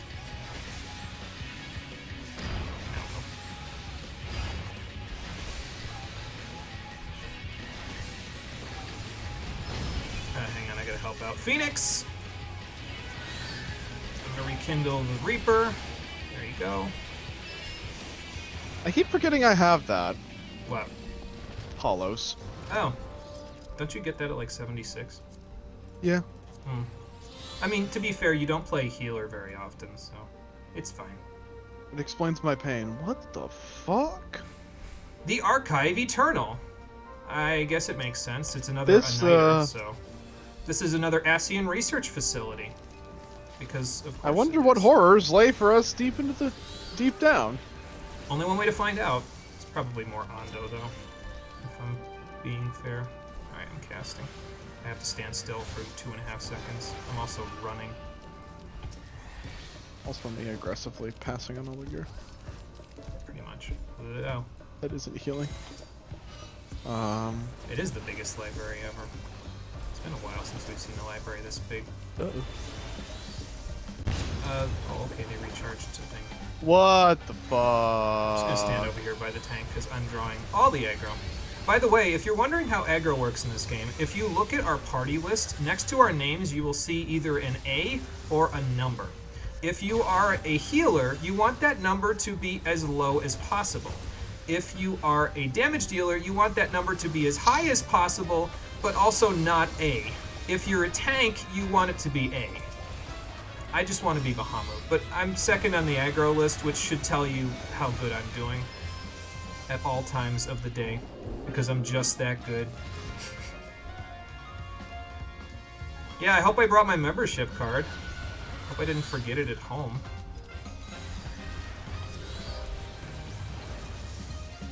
Alright, I'm standing still and casting. There we go. Oop, they're recharging over there again. I'm gonna hit this one. And then help you guys with this one. But basically, if they recharge those, it spawns some enemies, so I'm not really worried about it. We can burn them down pretty quick. We have a Reaper. They're pretty good at this level. Oh no. Oh, this is gonna suck. Yeah, just a little. I was gonna say, yeah, maybe bust out the big stuff. Not all the big stuff, because you're gonna need god, it they for the fucking next... silence what?! Yes, they do, so don't stand right next to them. Oh, I hate this. I'll make it a little easier for you. Phoenix! Have a rekindle, sir.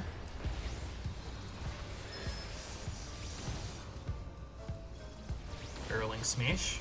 I think that does more damage the closer you are. Never mind, it didn't do all that much. And you still have the rekindle to fall back on, so it didn't really do very much at all. Maybe it's the further away? I pressed every button on my keyboard. Well, good thing for you, we're done with trash pulls. It's just a boss now. Oh, good. Because we're done with mapping the realm. And unfortunately for us, the boss of the area is the Benthos Clutch Mother, which means we're going to have to eradicate, again, half of the Ondo we know in order to do this. Why are we the heroes again? She looks pissed. So that's what they look like. It's not a wonder she didn't want to show herself to me when I helped the other one.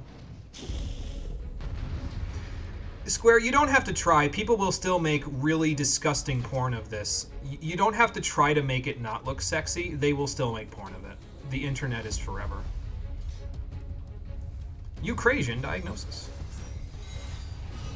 I have a searing light once I run through my summons, so about 10 seconds. Arcane Circle. That's gonna hurt. Let me addle that.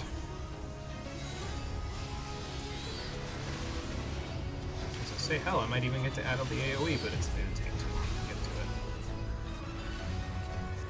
it. Seabed Ceremony!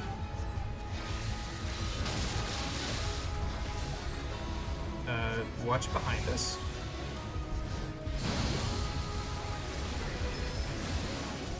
Bahamut. I'm gonna stand here. Actually, this is a good spot.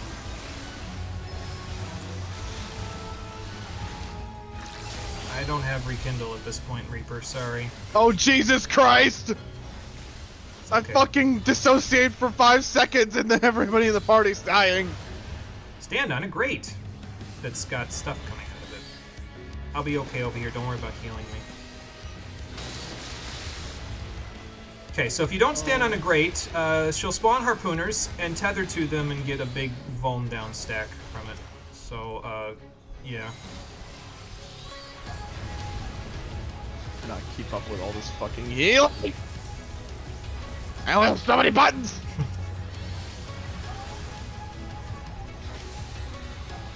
Now I have Phoenix coming up in a second, so that'll help you.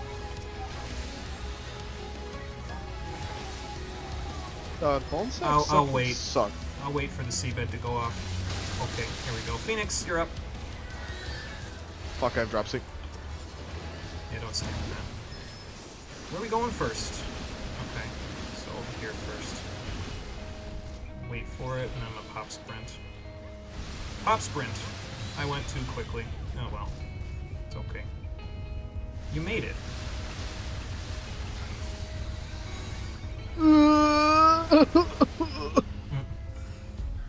I don't have Adult come for this. on. It's a good thing they have TBN. You don't even want to look up the porn to confirm. Yeah, I can't blame you, to be honest. I know it's there. I just don't want to think about it. It doesn't exist. Depth grip. Stand on a grate. Don't stand on a grate that has a depth grip on it. No. So move over one. Yeah, there you go. Because what's going to happen is Seabed Ceremony will go off. The depth grips will go off. Whack our tank because they're not paying attention. And then, well, the harpooners will come back out. It's okay, though. I have this to help. Why, God? Bahamut's this time. Oh my god, that Akmorn just erased that, man. I'll have an Aegis for myself once Bahamut's away, so I'll be okay for a minute. Jesus Christ.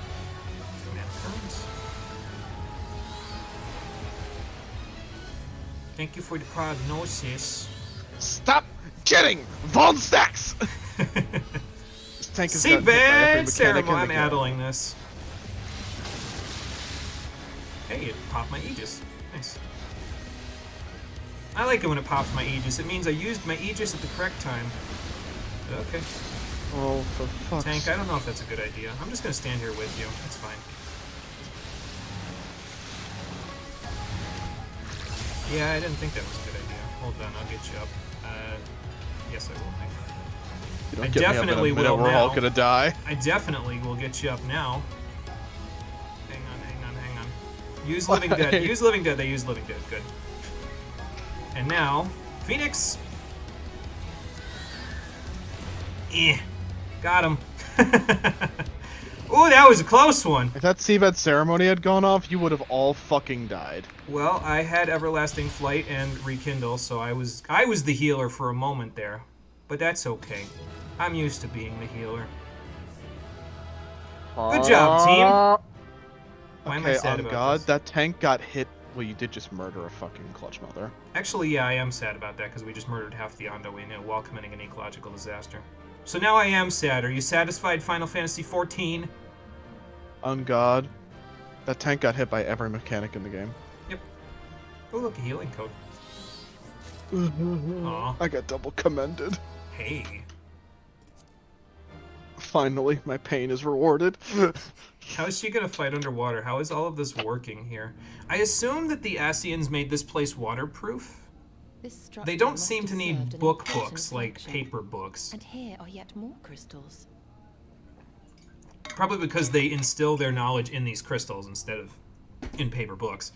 But as for her fighting, she probably would have fought a lot better if she was in water. She was not in water here. I too noted the because Bismarck's breath gave us air. The Benthos seemed That's the ecological disaster I've been bitching about. So they were using Auracite to, you know, bridge the gap between the fact that they were suddenly on land rather than in water. So great an abundance should reside here lendeth credence to Ishtola's conclusion. This facility held great significance. Yeah. Even more so than La Habrea and Halmerit's place by the looks of it. That place was relegated to a side quest. Not so much for this place. So what's the big deal behind this place? I think we're going to find out whether we like it or not. Oh, hello there. Lord. That's a lot of tall people. Wait, hang on. I finally get to ask someone. How's the weather up there? Always wanted to ask that. Everyone asks me. It's never funny. One of the few ways I can get back at you.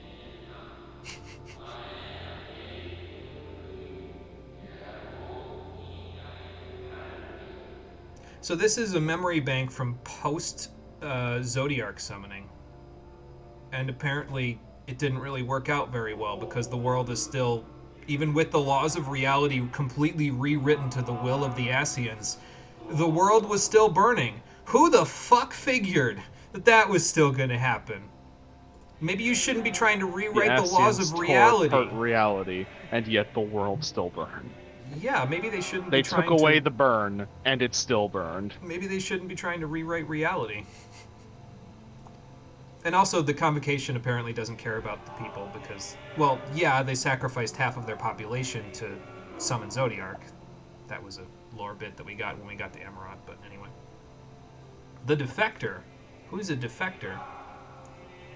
Vina. So I'm going to guess that this person here is Vina. And knowing what I know about Vina from Final Fantasy XII, we would be right not to trust them.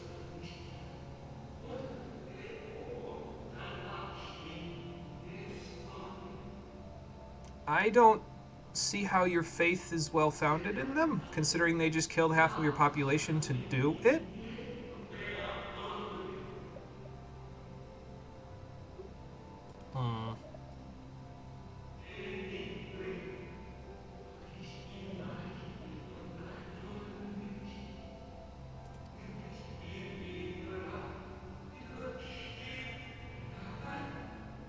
And what is this light to keep the darkness in check? Is this that weird primal Heidelin that you guys painted on the walls back in the Katana Rabble? And why did you name a primal after the Mother Crystal? It was they who first summoned Heidelin.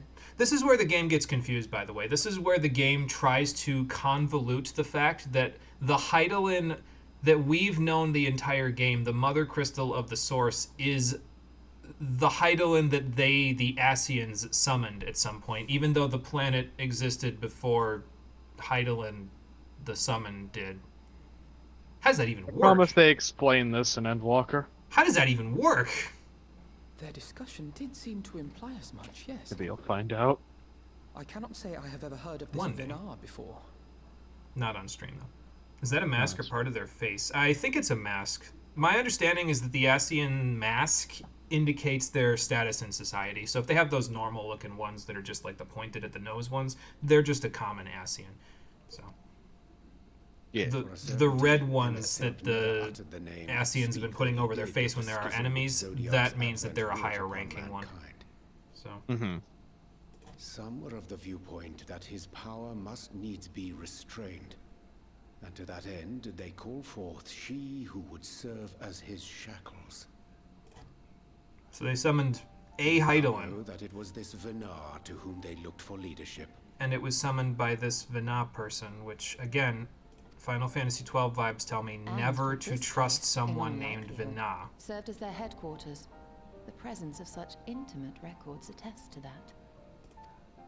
Well, they did keep good records according to the crystals. Tell us. All of it. All of it? See the source of the image. Well, it's a good thing they remembered you're blind now. I can take you to the computer. I just can't turn it on because I'm not tech savvy. Rory? On it. Where did you go? Oh, you're already fiddling with the computer. Okay, cool. Thanks. I'm working on it.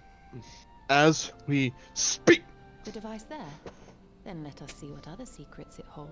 See, in this case, it makes sense that she can see it because it's literally glowing with ether, and that's what she can see. She can see ether patterns. She just can't see traditionally. So whoever wrote this cutscene in particular remembers how Ishtola's mechanics work. A lot of the other ones have been pretty hit or miss.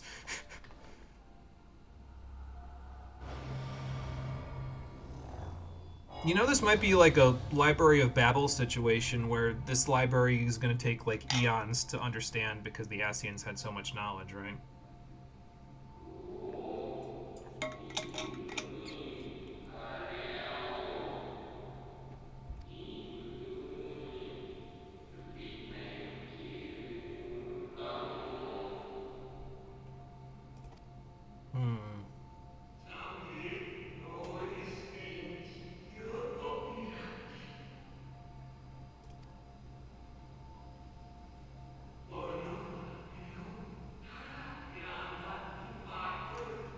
Oh. So you're going to sacrifice yourself to become the Heidelin in a, I would assume, much more thorough way than when Isael became Shiva. Okay.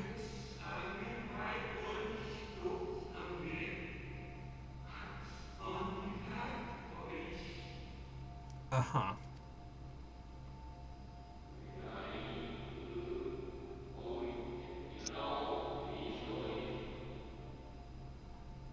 Wonder who this diplomatic ancient one is. I have a theory. I can talk about it after this cutscene's over, as a matter of fact, because we found out who Vina is.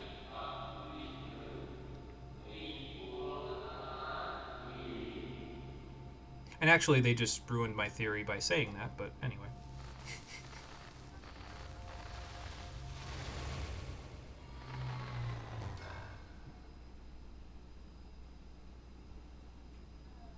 It's a random thing. When the character in some story is reborn as a monster of some kind, then they sooner or later, most of the time, get a human body, and that annoys you. Yeah, I could see that being annoying, because it's like, you just gave them limitations by putting them in a monster body, and now they're just going to go back to their normal life. Like, I feel like that would be hard to readjust to.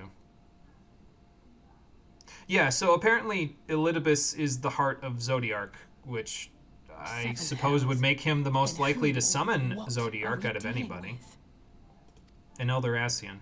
What do you mean, what are we dealing with? We've known he's been an Elderasian for a while. I think that line's meant to imply that Elidibus might be something far more than any other Asian we've fought before, because Elidibus literally served as the heart of an Elder Primal. Yeah, and that's fair. My working theory, by the way, was that after this patch came out, the way that I thought patch 5.3 was going to go was basically going to be that Elidibus was going to resummon Vina as Hydaelyn, quote-unquote. I can talk about it more once we get through these couple of cutscenes, because they'll kind of give us a reason to maybe think along those lines, but let's get there first. So maybe we can attune to it and teleport back down here? Like in some story, a guy becomes a wolf, not even 5 chapters later he's a werewolf. How does that even work? Like, isn't that a completely different... Actually, I can see why that annoys you, because isn't that a completely different biological makeup? Like, don't you need human parts in order to be a werewolf?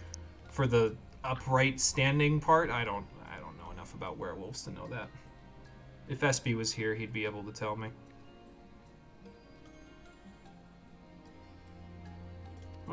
So do we have to wait for it to recharge or something? Well, true, but maybe we could ask Elidibus directly. I have the knives. We could just pin him against a wall.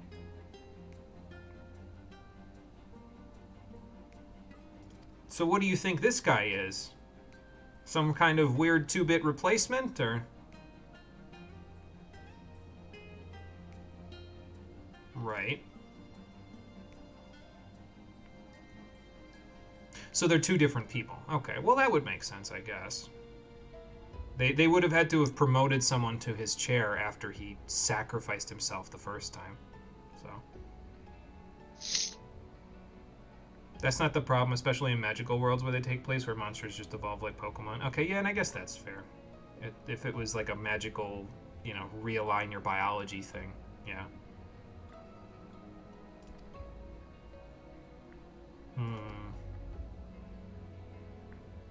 I'm trying to remember if they ever outright explain what Elidibus is exactly. Like, I think they hint at it here, and then there's a completely different kind of explanation that they hand-wave in patch 5.3, but, well, there's only one way to find that out.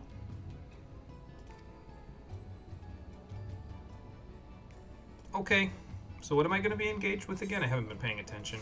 I guess I'm helping Y'shtola with this? No, I'm going back to this while she looks at the ether bank. Alright. And yeah, we can The researchers shall research. We can go into Anamnesis and Niter with trusts if we want now. So that's fun, I guess.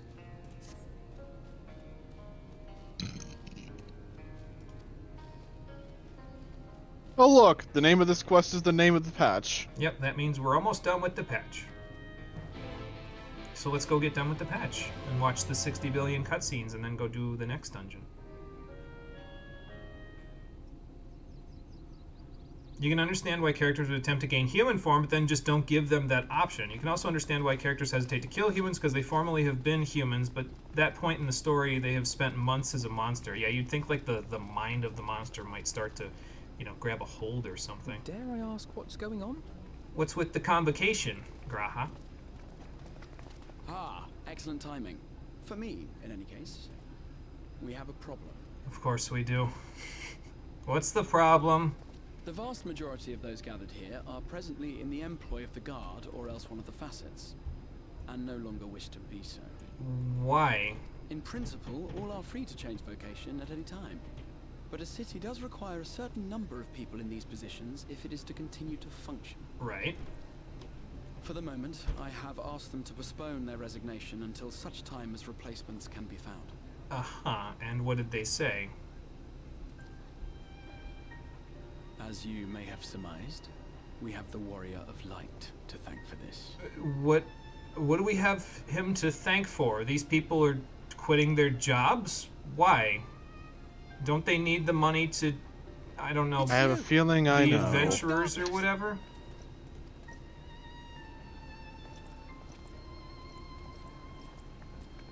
You understand, don't you? What do I understand? Someone's going to have to look after this place once you're gone. We just want to be ready to do our bit when the time comes. Then why did you quit your job if you want to be ready? How are you going to train? Here, but everywhere. Which is why we've got to get out there and lend a hand to those in need. But what about the hands that need here? In the place that you're abandoning? That's what you did, isn't it? No! Am I sensing some conflict with your philosophy? Yeah. That's not what what the fuck? Is this the lesson that I've left for you? I need to start writing shit down so people don't misunderstand me. Jesus fucking Christ. No! This is not what I did. And I'm looking at you incredibly annoyed for it. Strong and silent. Just as a hero should be. That is not the lesson to take from the fact that I can't tell you no. Are you a fucking idiot? I need a fourth dialogue option that asks them what is wrong with them. If we follow in your footsteps, then I choose to believe we too can be heroes one day. Even warriors of light. You're already heroes, though. You defended the Crystarium from the Sin Eaters. If that doesn't make you a hero in your respect of what a hero should be, then I don't know what you're gonna find out there. There's nothing to kill that Clan Nutsy won't hang you over a pillory for. So you may have noticed, no one in this entire crowd is making any goddamn fucking sense. Logically speaking, nothing that they're saying or doing should be allowed. Because again, Clan Nutsy would tell them to go run up a river for it. So they're not behaving the way that normal, logical people should. I thought originally the reason why they weren't behaving logically is because Elidibus had already started tempering them to Vina at this point. That was where I thought they were going with the story. And if you need proof, let's continue the cutscene so I can show you the proof that I'm talking about. That's not good, Alphino. They're abandoning their post. That is bad. Stop agreeing with him. But no more can we stand idly by and suffer a paragon's scheme to proceed unchallenged. Because if basically the reason why I thought they were being tempered already is because their behavior would then make sense. Because they wouldn't behave logically if they were already tempered. They would behave in a way that makes the tempering stronger. Because that's how tempered people work. They increase the influence of whatever they're tempered to by behaving in a way that suits them. And again, if you need proof, here we go. Not even that, but humans are usually even the aggressors. It's just they shouldn't have a connection to the humans in that world who do not hesitate to kill our monster character, and yet they refuse. Yeah, and I guess that makes sense too, because it's like, what is wrong with all you people? You're gonna go out and it's kill getting a little cloudy. Monsters when I'm one of them? How do you know they're like? Why not extend an olive branch? I don't know if the olive branches are going to be around much longer because it looks like the sky is falling. Were you around when Bahamut laid siege to the world, or were you still in Garlemald? I was in Garlemald. Is this what it looks like? I assume so. I was in the New World, so I wasn't anywhere near Eorzea at the time. Everyone having a very reasonable reaction to the literal sky opening up. Yeah. A star shower. And what if they played like an instrumental version of Answers right here, I would have fucking like started screaming. Well, I'm not hearing answers, but I am hearing a familiar voice. I hear a voice. Oh, it's not just me this time. You Why are the Ascians so interested in the first? If they blow up the first, it causes Zodiark to come back faster. Hear, feel, think. You know, we never let her finish that sentence when we hear that. Me too. Did I not tell you, my friend? Oh, here we go again. You are warriors of light.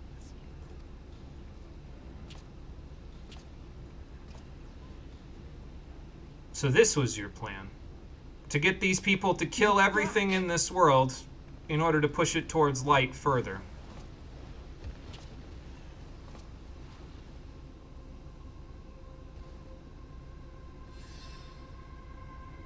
What a bastard.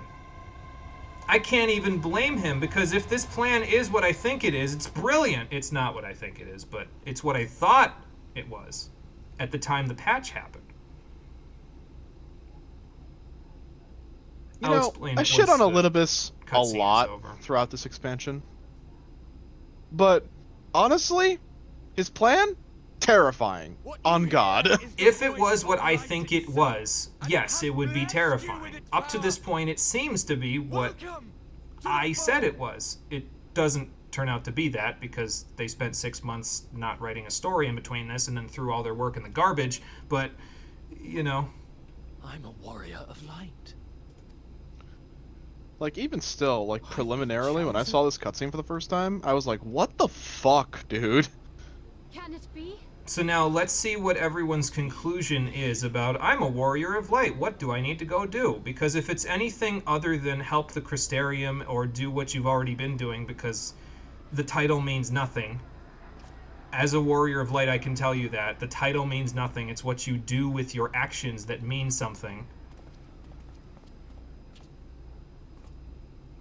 Then, you know, we'll see. Yeah, it wasn't a bad illusion, all things considered. He caused that star shower to look like it was happening. It wasn't real. You're doing? And why do you need warriors of light? What, am I to reveal my plans simply because you asked? You don't have to. I already know what your plans are, or at least I think I know what they are. I think not. Though the stars, I acknowledge mine. A convenient illusion, apt to awaken what little is left of the power that once resided in your sundered souls. So you tried to just give everybody the echo? Or are you trying to do something else? And why don't my friends have the echo if that's what you're attempting? You and yours call the echo.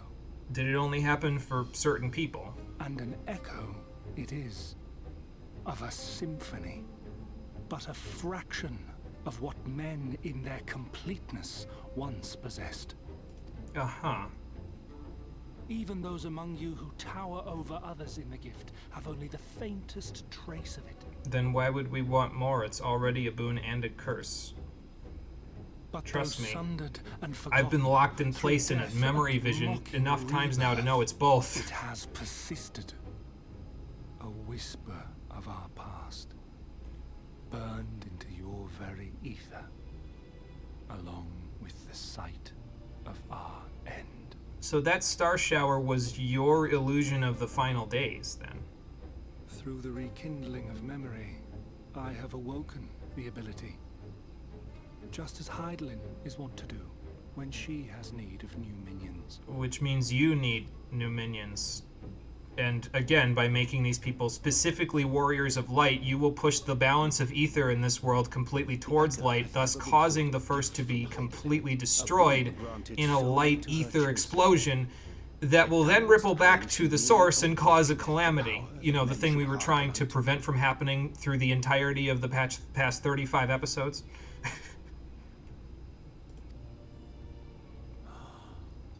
You asked before, what is there to adventure? You can explore the whole first in one day. Again, I think what he's doing here, I'll talk about it when the cutscene's over, but I think he's doing this for a specific reason.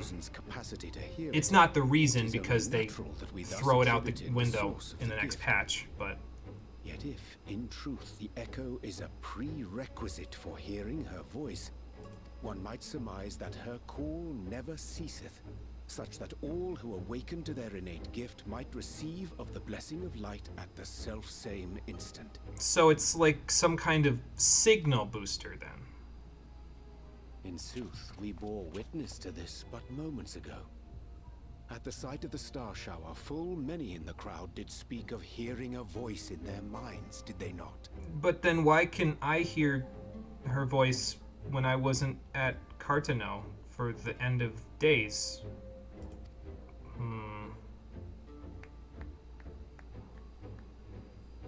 I guess we struck a chord. So. And whenever Hydaelyn has need of new servants, she is quick to pluck comets from the heavens or create illusions of the same. So you're Hydaelyn, the one Vina summoned, is what you're saying. Why then didst thou conjure this vision, full knowing that thine age-old foe would thus claim those awakened to the gift? Because he's planning on tempering them with Vina's errant signal. Foe? You must be mistaken. As you see, I am a warrior of light. And he may have already done so, considering he has nothing and to fear from with these my people. Comrades in arms, I shall save the world. Just like you. Aren't they going to get a little keen to the fact that you're lying when you talk outside of Ardbert's normal accent in the middle of the crowd like you are right now? Where did the crowd go? Oh, they're all back there. Okay.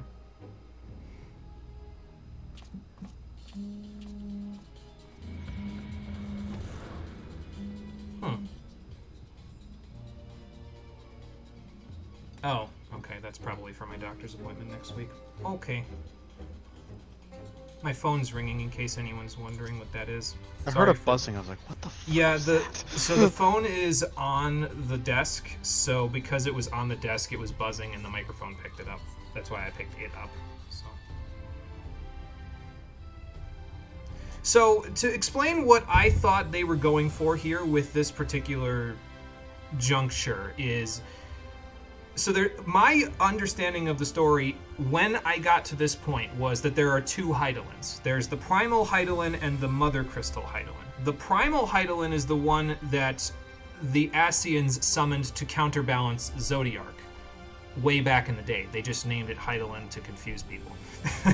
And that is the one that has Vina as its heart that Elidibus is now manipulating in order to temper individuals in the first to do her bidding, quote unquote. So my thought process was, okay, so what they're actually doing is he's tempering these people because we just spent half of a patch having Alice learn how to untemper people.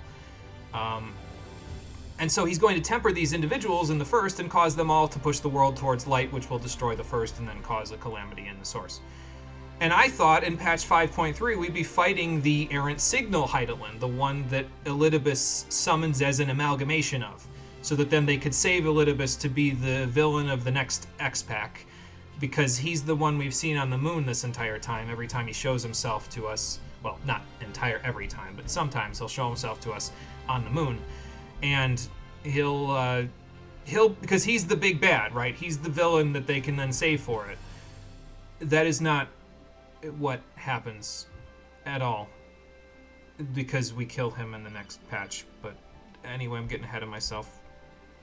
The point is, I thought that they were doing that, and honestly, I kind of liked where the story was going because it fundamentally took everything that I had been as a character up to this point and threw it for a fucking loop to the point where everything he's doing is completely counteractive to my philosophy of being a hero in character, which would make this whole sequence a fitting finale for my character.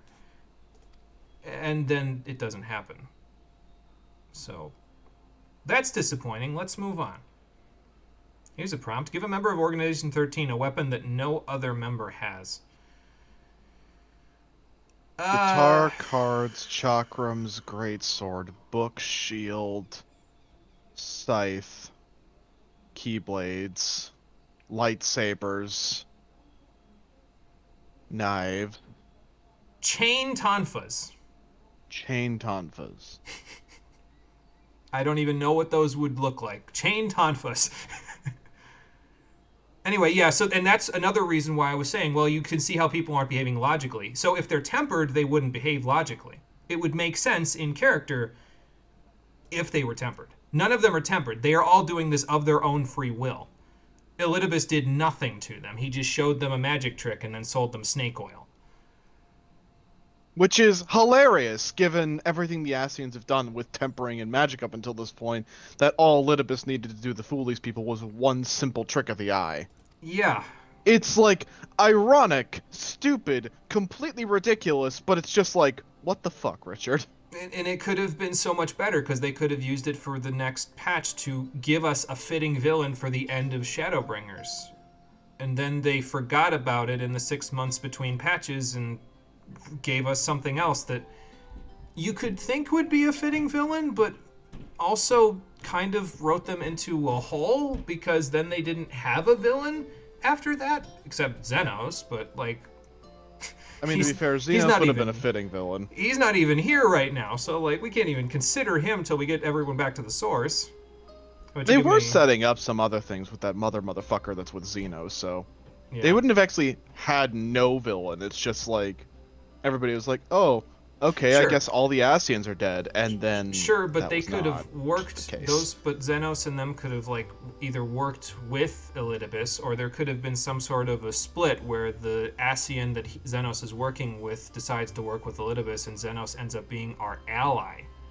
See, there's a bunch of different directions it could have gone if Elidibus was still the villain, and that's why I'm a little disappointed. But considering everything we learn about said Ascian in the next expansion, I doubt they would have worked with anyone. I don't think Xenos is too keen to work with somebody who stole his body. Yeah, but when did they write that story? In Endwalker, right? Kinda. That's the problem.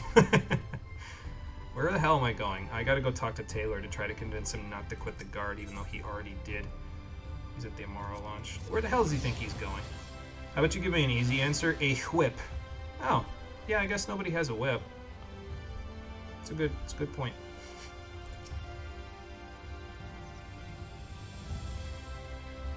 Yeah, me again, asshole. Where the hell do you think you two are going? So this is the thing, right? Is that these guys gave up a military post, which again is something important in my character's backstory. I was a captain of the Guard at one point. They gave up their military post and caused potentially lots of people to not have guards in the Crystarium in order to just wander out into the wilds and murder whatever they felt like.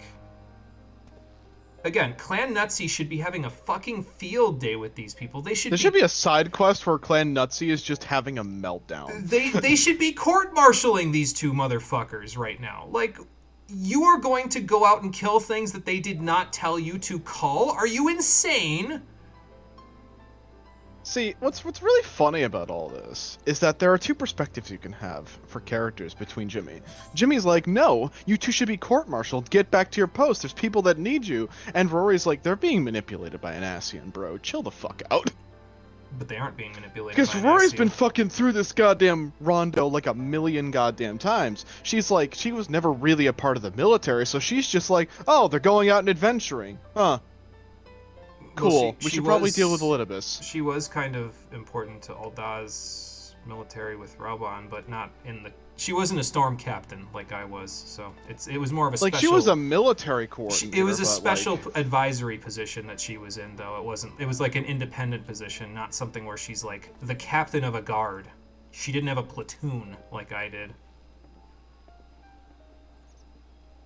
Is it bad that I hope some A rank just like fucking murders those two guys? We never see them again as far as I remember. I'm pretty sure they're gone forever now. Like, I don't even think we see them in patch 5. Do we? Do we see them in 5.3? Yeah. Okay. They must. You don't see them in 5. Oh no, you do see them in 5.3, but you also see them again in Endwalker. Oh, okay. Which I'm sure must be an amusing thought for you.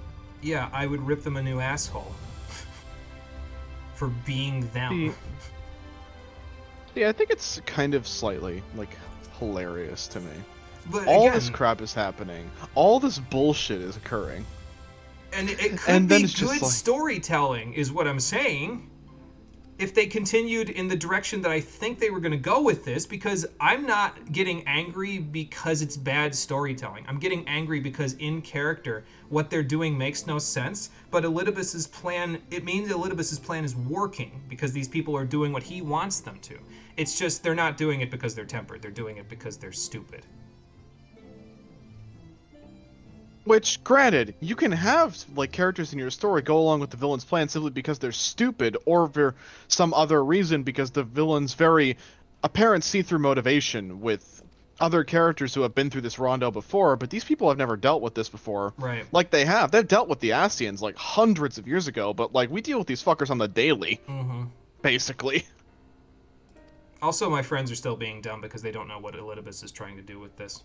What they're actually... Here's the thing. They're being dumb because the story writers at this point weren't 100% sure what they wanted to do with Elidibus, which is a big red flag because they should have known that already. This is the patch before the end of Shadowbringers. You should know what you're going to do with your villain at this point and then just write it out. But they didn't know. That's the only logical explanation as to why my friends who have dealt with Ascians regularly would not be like, oh yeah, he's trying to temper these individuals to use them against their will to summon a primal.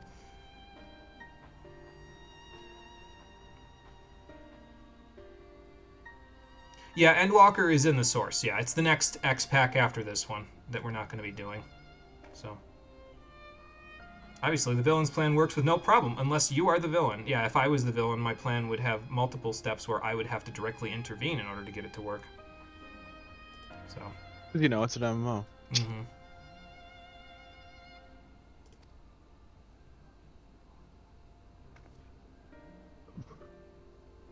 Okay. Well, I guess the spirit vessel's coming along at least. It's just the transference is a little difficult. How much of the Crystal Tower have you guys explored to try to figure this shit out? Because I feel like if we go in deeper, we might find something in there from either the Alligans or from the Garland Ironworks of the future that would give us an edge. Rory, plan for that. We're going to do that in a minute once I turn this quest in. I have explored a lot of the Crystal Tower, honestly, but I also haven't explored a lot of it. Well, we're going to explore the rest. I have a map. I think I have a location we can go look in. Okay, good. Just that I haven't touched. Just find an NPC that can help us get in, and we will go. Let me rephrase. And you're I think one of the take things it. that I've learned about writing, and I learned this from the most random of sources, if you're writing a story, write the beginning first, the ending second, so that if anything feels fucky, it's in the middle, not at the two most important points in the story. Yeah. I suppose the that's a further good process way to do it. is write the beginning first, the ending second, the big explosive moments next, and then build a story that connects them like fucking connect dots. Mm-hmm. And Lifeblood's way of doing it also works as well. All three of these methods work, I think, where you get a story idea, then work towards the idea like checkpoints, and then you continue writing, keep an eye on what you already wrote. Yes, and use your previous writing as a reference and say, does this make sense? Is this consistent with what I've already done? And if the answer is no, then you need to change something. You need to go back and change something so it makes sense in context, or you need to change the thing you're trying to write now so it makes sense with what you already wrote. If you don't think about that stuff, which, to be fair, many MMO writers do not because they're doing this over a period of years, then your story makes no fucking sense on a macro level. And that's a shame, because stories should be consistent with themselves. Like, you should have, if you're writing a story that takes years to write, you should have notes that are given to everyone that works on that story and says, you follow these rules or I fire you. That's it. If you don't follow these rules, I need a damn good explanation as to why. See, I think the thing about this is it all comes down to creative differences. If the previous writer of the last expansion gets kicked off the team or demoted and a new writer is put into the position, that new writer has a lot of work ahead of them because they have to build their own thing. It all comes down to creative vision. Because if you lock somebody into one creative vision, they're going to get spiteful and angry. We've seen that before with a lot of fucking side quests in this game. And Matsuno. Where they were locked... Yeah. Where they were locked into one idea and it didn't work out well. So of course they're going to give them creative freedom more often than not. And I think honestly keeping... The one thing that made, I guess, Shadowbringers and Endwalker more cohesive for me and why I'm not as mad about a lot of the retcons is it's literally just like... Endwalker and Shadowbringers fucking have a cohesive story between them. Like, yeah, there's retcons. Of course there's fucking retcons. There's more creative differences in this game than I can count on both my hands and my feet. It's just, it's all about creative difference. Each writer wants to leave their own personal mark on a story, and honestly, I can't blame them. See, but the thing that gets me about the retcons that happen in the patch content between Shadowbringers and Endwalker, and then the retcons that happen in Endwalker itself, is that it's the same writer writing both of those X packs. So why are you retconning your own work? Why not just be consistent with your own work?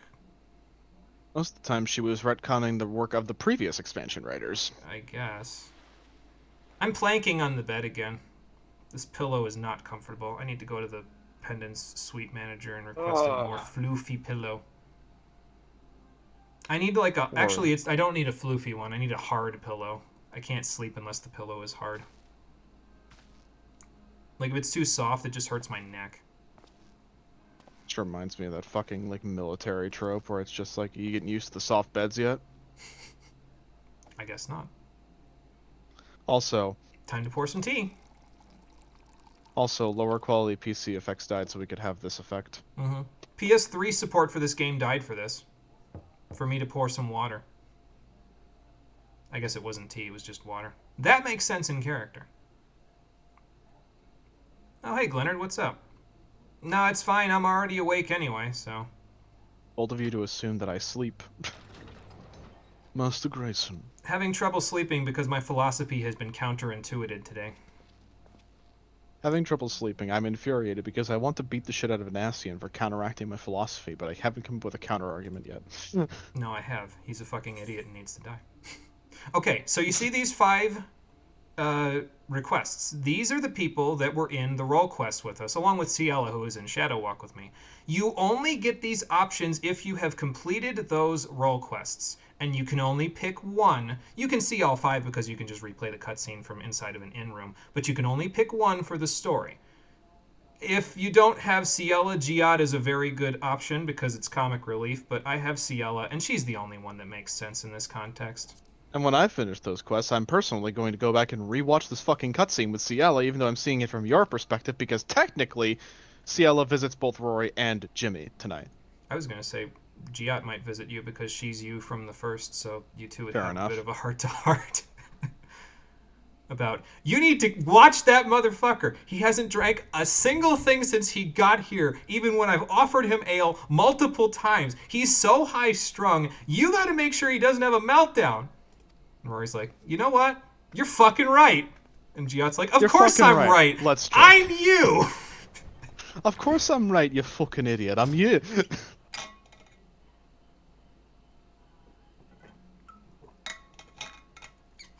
I like to think that Giat learned that Rory was her from another dimension, and then just was cool with it.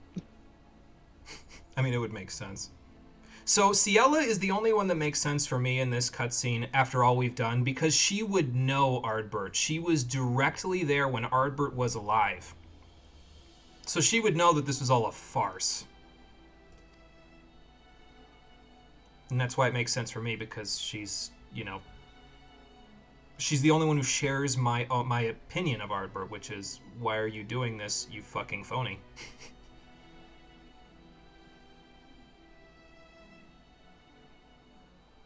Yeah, he wandered the land as a ghost for a while. Does it make you mad, Ciela? Because it makes me mad. Makes every single bit of Ardbert's ether in my soul mad. So that makes 2 of us.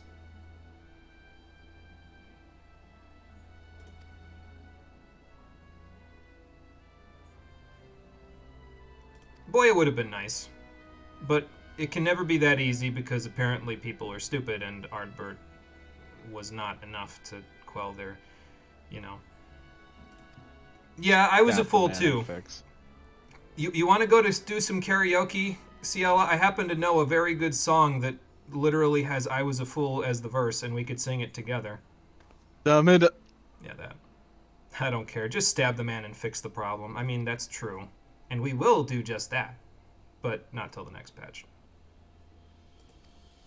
Granted, I think the next patch is fucking amazing, but for completely unrelated reasons. This cutscene is amazing with Ciela because she has skin in the game here. Again, she's been sitting here for 100 years, waiting for this world to not have to deal with this bullshit anymore. And even before that, she was directly influenced by the same people who just caused all of the people of the First to decide, I'm going to go out and call monsters, even if Clan Nutsy doesn't want me to. That's why this cutscene to me is so That's a thumbnail. Good. That is a thumbnail. I don't know if I can use it, though, because I know what I'm calling today's episode. And I'm not sure if I can, but we'll see. Meanwhile, in the Crystal Tower's umbilicus. Is that below it? No, okay, that's just Graha's office. Okay. He has to make a fancy name for everything. Let the man live. Depending on how this whole transference process goes, he might not be living for much longer. Graha, are you okay? Does not look okay. Curses! If I cannot imbue the infernal thing with my power via magical means, we may need to devise a way to infuse the vessel with my blood after all. So, Crystarium blood drive? Graha, how are you going to give it blood if your veins are turning to crystal at the same time? I mean, half of his body is made of crystal at this point, Urianger. What do you think? Yeah, what bloodstone, man? Last I checked, you can't pull blood from a stone. It wouldn't do to overtax yourself. Well, maybe he still has a little bit of flesh in there.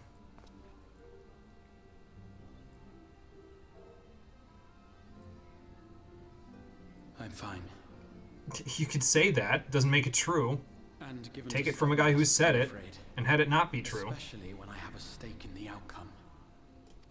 So this is another lesson that he learned from me, and I wish they wouldn't.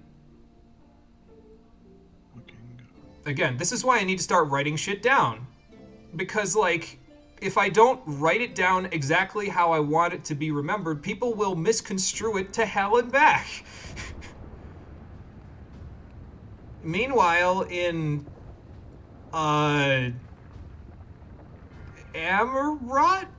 Question mark? Or is this Garlemald? The crystal stuff throws me off. It's Garlemald. Okay. I didn't know they were using crystal stuff. Oh no, this is Amarot. Xenos is just remembering this. He mentioned this in, I think, the last patch, that he has a dream about Xenos? this. Fuck you doing with that drip? This is his new outfit. I don't know why he doesn't have the sleeves on, but okay, sure. To give you an idea of how powerful, resonant-wise, Xenos is now, he can remember the final days, even though he was never there and doesn't have any magical powers whatsoever and doesn't have the echo. He can still remember the final days. The dream again. Again, I thought they were building to something with this. They didn't. Meanwhile, in the source... This is irrelevant. Skip! Skip! Add one sin. Ding! Ding! Why I like Xenos' new outfit. I actually like it better. Trouble you for the detail? Because it's more form-fitting for him. The other one was just like 1,000 pounds of armor. This one's like...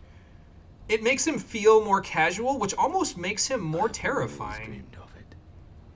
Because this is the man that will try to end the world, and is, at this moment, the strongest being in the source. And when I get back there, he'll still be the strongest being in the source, which is another reason why I need to get Rory back there faster! Could Emmett Selk have found a way? Precious few possess memories of the final days. Not even you do, if I'm thinking who you are correctly. Final days. What, is me saying skip now a drinking game? I wouldn't recommend it. You'd be drunk inside an hour.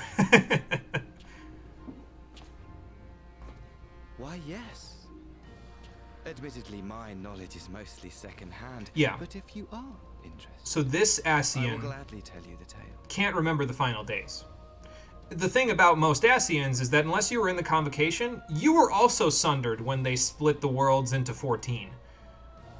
So most Ascians can't remember the final days, which means that there's no reason for them to fight for the final days unless they're just crazy. Which, yeah, that's about right for this guy. Look at that smile. Yeah. If that doesn't tell you he's crazy, I don't know what will. That was a surprisingly short end of patch set of cutscenes. Anyway, patch 5.3 starts right here, but we've got other things to do before we do that. 2 quests. 2 side quests. Did you find an NPC to help us go in? Why, yes, I did. Why, yes, you did. Are they over by the Crystarium Aetheryte Plaza with the quest called By the Time You Hear This? Yes. Okay, that's where I'm going. I say as I'm casually gearing out my other classes. Hmm. All of my classes except for Machinist are above eye level 500 now. Oh, look, bunny. It cost me 2 million gil, but I did it! Hey, what did you buy for 2 million? It wasn't actually 2 million gil. I was gonna say, it would have been 1 million if you kitted all 4 of your classes with 515 gear, but... Are Ascians still a species that is around, like, properly? Yes, most of them are in the void at the moment. They don't come out of the void unless they have something to do. Usually if they're given an order by an Ascian that's in a higher What's the other side quest you need to do after class. by the time you hear this? It's back in the source. Oh. So. What kind of request, Bethana? Your name is interesting for a Vera. Usually they end with met. What's the problem? It's okay, you can talk to me about it. I'm with Rory Sass Pellegrin, so she's well aware of the problems inside there.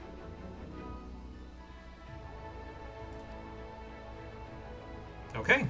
Well, then your researchers can go about their work and maybe help the Crystal Exarch find a solution to his blood vessel problem, and Rory can finally explore the rest of the technology down there. I'll do it. Where do I gotta go?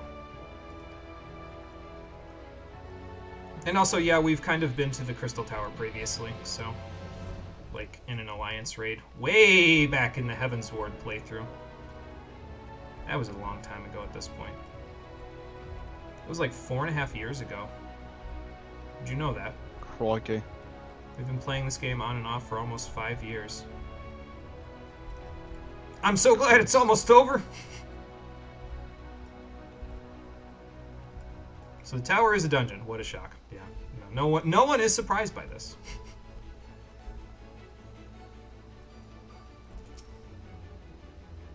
Oh, I'm hiccuping again.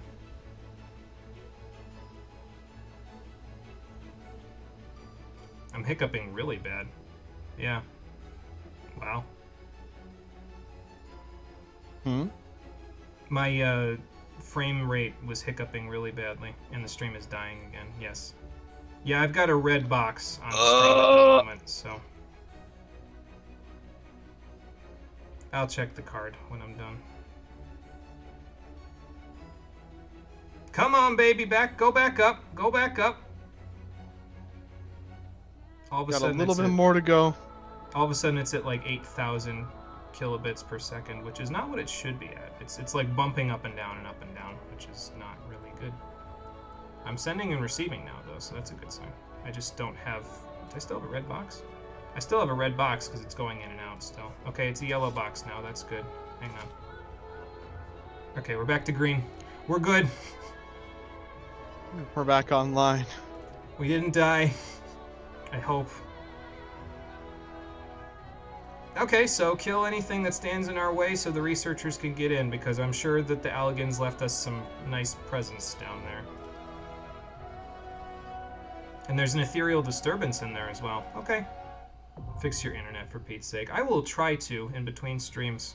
And I will let all of you know if it's fixed. Literally just move over here, bro.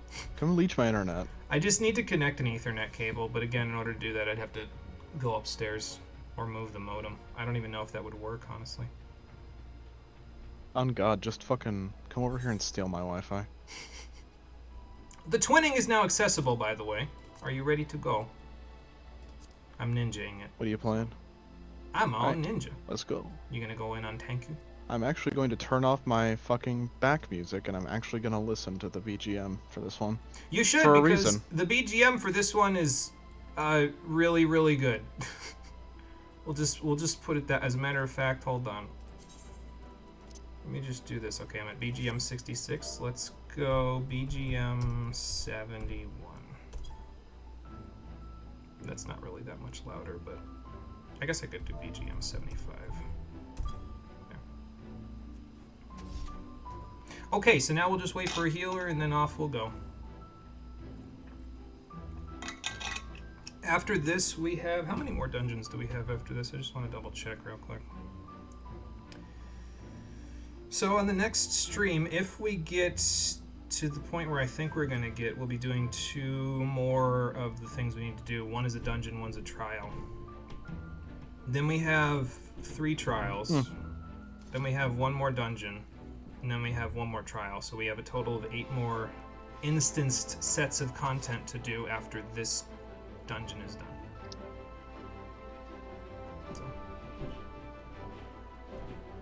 And after we're done with this stream and we're done with the other side quest that I'm doing, which I'm not going to get done with today because I probably will just barely start it in this because of the fact that we're waiting in queue.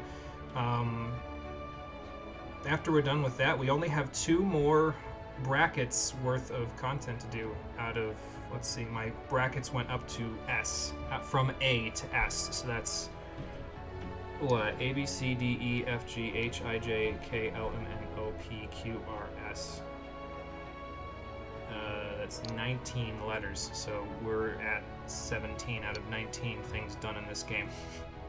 We're almost there. We're almost through to the other side.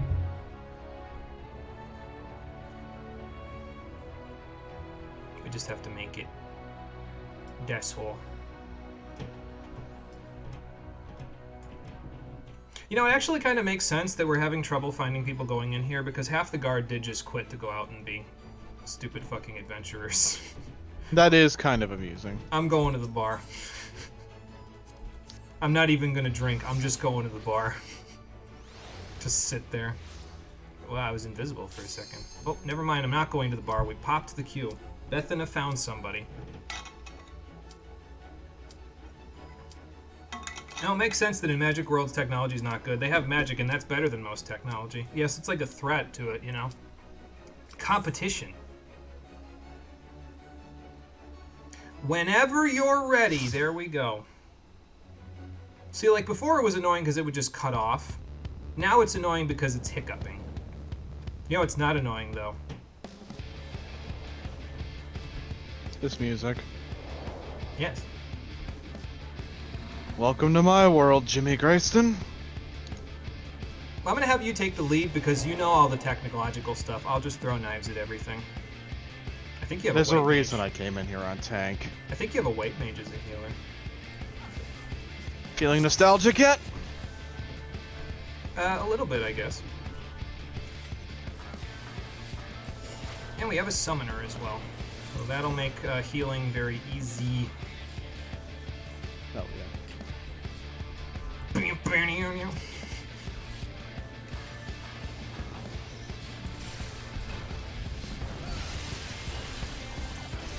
What? My mudra! I also think there's a door. Yeah, that's okay. I'll just set another mudra. Well, okay. There you are.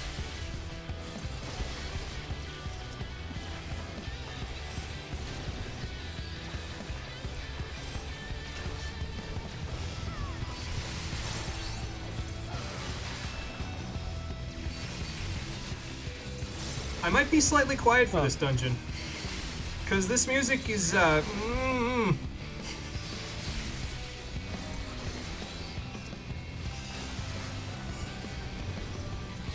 Yeah, so this music remixes not only Omega's theme, but also the Crystal Tower raids and the Alexander raids at the same time. It's the lyrics from the Omega raids, though. Oh. So.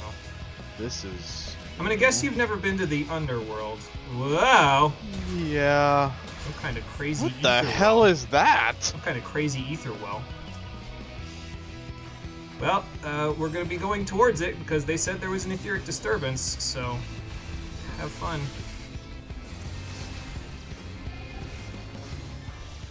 Okay, swiping. You know, this guy might have an interrupt, this Minotaur. good enough. So I'm gonna focus on him first. There it is. I'll stun him. Never mind, you interrupted him. I stunned him too, though. Waiting for that bitch. Yeah. Why Doton? I know how to fix this. By the way, I wouldn't recommend playing Ninja when you have internet latency problems. Mudras kind of don't work very well when you have internet latency problems. So do as I say, not as I do.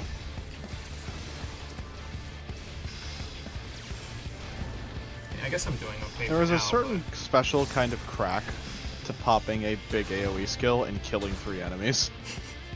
I get that all the time with Gokamekyak, or Mega Flame as I like to call it. Up, experiments ahead. No. Shit. Surplus Kalia. Well, okay, that's an AoE. Cole, I think that's a Buster. Yeah, what could give you that idea? Maybe because the main head was being used.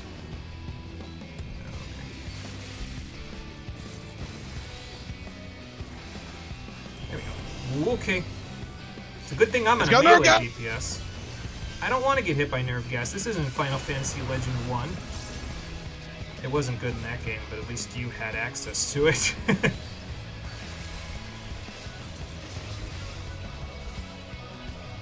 Heart of Stone. Oh, you already did it. Never mind. Bye-bye. Oh, I'm out of cooldowns, though. Okay, I will kill faster. I don't want to bull-light this early in a dungeon. I feel like that's shameful. Yeah, I wouldn't bull-light yet. You're good. It's a white mage. You'll be fine. See, you're tempered. Not tempered the bad way. Temperanced. Excuse me. Yeah. What is this theme called? This is called A Long Fall. That's the name of the track. I will be posting it in the videos and music section when we are done with the stream because it is good. And so is the boss theme. But not the sub-boss theme. Sub-boss theme is the same as it always was. But we'll get there. Okay, I'm Mudrid, so you're good. Searing Light, Suiton, everything is up. Use it all.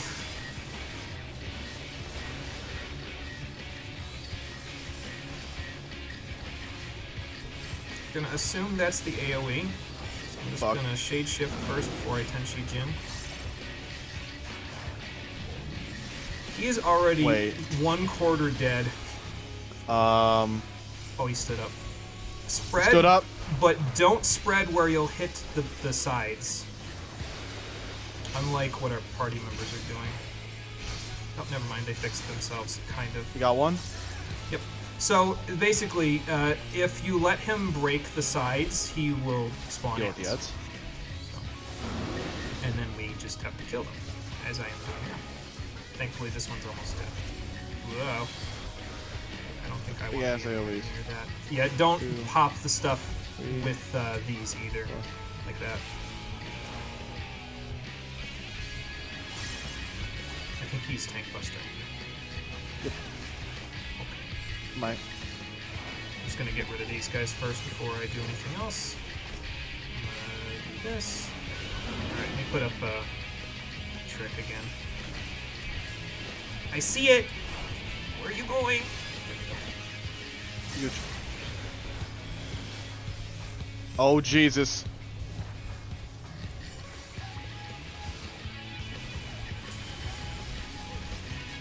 Yeah, don't want to stand in those. Yep, you can use that corner now pretty freely, though, because that one is broken, so... Uh-oh. This I'm gonna go on the side, right here. Because this should not break the other one.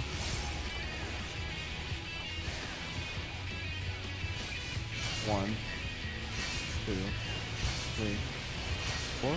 We did it! No ads. Hell yeah. I didn't get Searing Light because I'm not close enough. Oh well.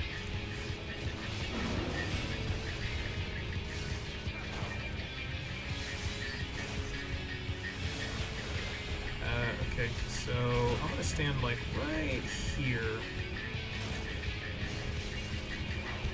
There we go. Oh look, the AoEs are disappearing. I can't add all this, I'm sorry. I'll live. I live, bitch! Back to the music. There we go. This is some kind of fancy lift. It doesn't even have a lift. It just drops. Ironworks data log. So basically, talking about these, it's the Garland Ironworks talking about their experiments and how they got the Crystal Tower to travel into the past. I don't want to spend these people's precious time reading them, but I'll just give you the tilder. You can come in after an Explorer mode. That's true.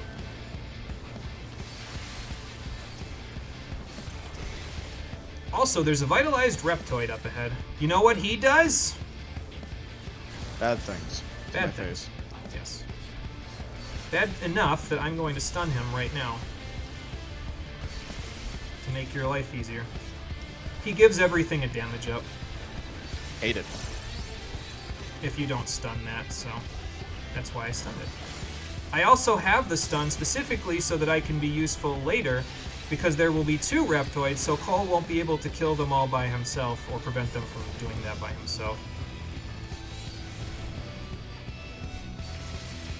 These creatures in these cases won't do anything. Yeah, they are kind of... he's going to do it again, by the way. Okay, no, he isn't. No, he's not. Not if I have anything to say about it. But yeah, those creatures didn't have enough, much HP, I should say. They had enough, but not enough to be threatening, I guess. They used to be more threatening back when this this dungeon first came out, but we're over-geared for that at this point, so even though we're in the X-Pack where this dungeon came out, we're still over-geared.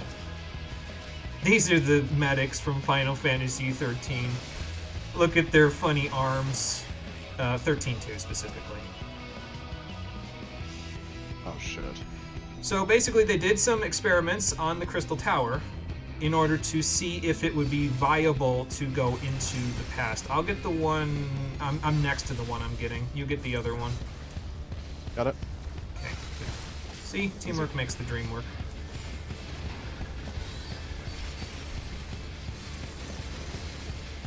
And I'll just stay targeted on mine so I can just do it again in a second.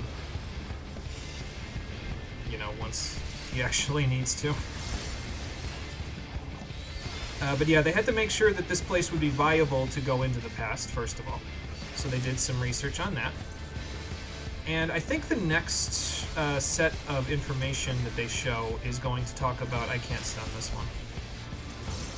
Thankfully, it won't be for very long. But basically, the next piece of information will tell us why the Omega music is playing in the background. So, look at that. As for the rest of these guys, well, if you've played Final Fantasy 13 a whole lot before this, you might get PTSD from the next boss. It's not for Singetorix, but it is Mithridates. I'm Mudrid, so go for it. The info in that data log that I just showed basically said we had most of what we needed in order to go to the past, but we didn't have... There's something that we needed that we were missing. And the missing piece, it turned out to be Omega, because he could travel between dimensions, including going to the first. So in order to get the Crystal Tower to go to the first, they had to use Omega. I don't think we want to stand near these.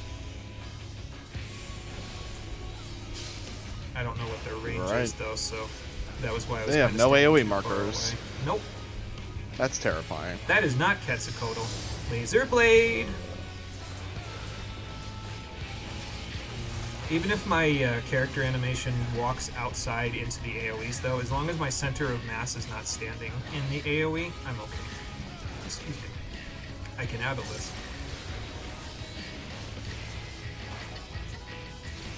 I'm burning him pretty fast. Don't give him any ideas. Elegant Thunder Spread. Thank you for the Everlasting Flight, that's nice.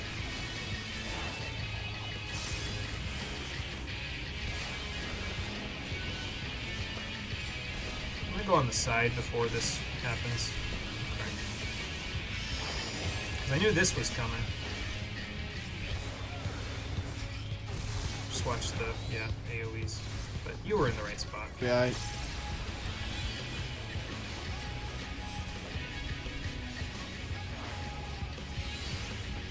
okay, I guess my internet hiccuped there because my Mudra just didn't go off even though I threw a shuriken.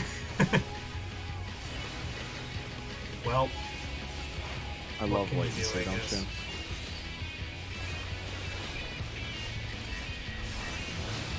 That's not good. Uh-oh. Okay, gonna stand here. Gonna shade shift while standing here. Just gonna take the orb. Yeah, I was gonna say you're a tank, you can take the orb. It's not even worth putting up trick attack again at this point. I'm just gonna go. I'll save it. Yeah, Okay, that's 2 down. And the 13-2 PTSD has passed. Now we get to enter the live stream! You know, I really should have gotten on that rebreather because now we're kind of in the soup. This is... Surprisingly not as gross smelling as I thought it was going to be. Gra maximization. Oh, I remember these from Pharaoh's Serious Hard Mode. More PTSD! Whoop, I got ahead of you. My bad. It's okay, I have bloodbath. For just such an occasion. Rory would be having a fucking aneurysm right now. Because she's having PTSD She never fucking experienced Omega, remember? Yeah. None of this makes sense to her. Yeah, the Auspice was there instead of her. Remind me to have the Auspice tell you everything that's happened so far, because you missed a ride.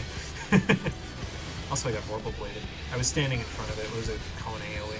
I don't know if it was marked, though. I guess we'll find out. Next time dead. Or he won't do it, because we'll kill him too fast. Can't say they look dangerous. Well, they do look like they're made out of paper mache, so... Yeah, I'm kind of with you on that one. I mean, I guess one of them hurt me pretty good. I took 10,500 damage almost, but it's okay. The dimensional break. I just imagine Rory being like Rain. Thermocoil Boil Buster. Wait, which one? Mark 144. Oh, god damn it! They iterated on the Mark 12. How could they iterate on perfection? Also, he has a donut AoE. Hey, look, the fuck melee AoE. And there are 3 of them. I hope Bloodbath comes up faster. Because I'm gonna need it. Oh. There's a safe spot. Oh, there is a safe spot. Yeah, it's right here. We have kind of like disjointed their AoEs a little bit, so this one will go off and then those 2 will go off at the same time. So that's nice. That being said, I'm still focusing on one of them. Safe spot. Safe spot. My powers as a tank are untethered. And now go to the other one. I love it when a plan comes together. I think we made it angry. Omega Mark II is a much scarier concept, yeah, than a coffee pot that's throwing flames at me. Yeah, I'd be a little more spooked of Omega Mark II. Omega Mark II, huh? I'll tell you what is going to be a Mark II in about 2 seconds. I would say, Rory, what did you do? But you've never been down here. I didn't do this one! Sid, what did you do? What the fuck? They reverse engineered Alexander. They reverse engineered. They reverse engineered a primal. Are you sure we're not gonna die down here? Because I think we're gonna die down here.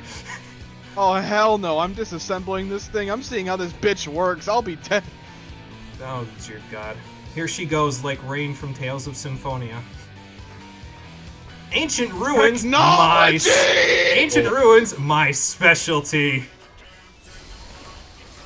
Also, the remix is a metal version of Alexander's generic boss theme, so not that Alexander's boss theme. Oh, it's got defense systems. It has defense systems. You know what? That makes sense. Temporal anomaly activated. The tycoon. What PTSD did you miss? One entire group of raids from the last expansion, from when we did Stormblood. So, Okay, I see one of them. Oh, okay. Move over a little more. To me. Okay. I just wanted to make sure. I just wanted to make sure. They weren't bigger than this. Yeah. Artificial gravity. Oh, I know this mechanic. Who's ready to stand in the middle? God, this music's so fucking good. Cole, that sounds very bad. I'm addling the hell out of it. They got a little Bahamut in there too.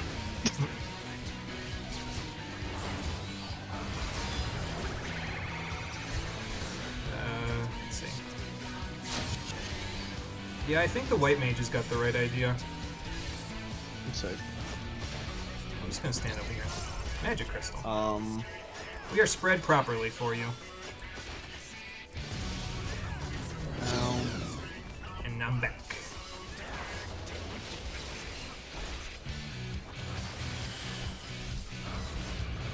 High tension discharger. Discharger sounds like an AoE. Yep, it was. Oh god! Wow.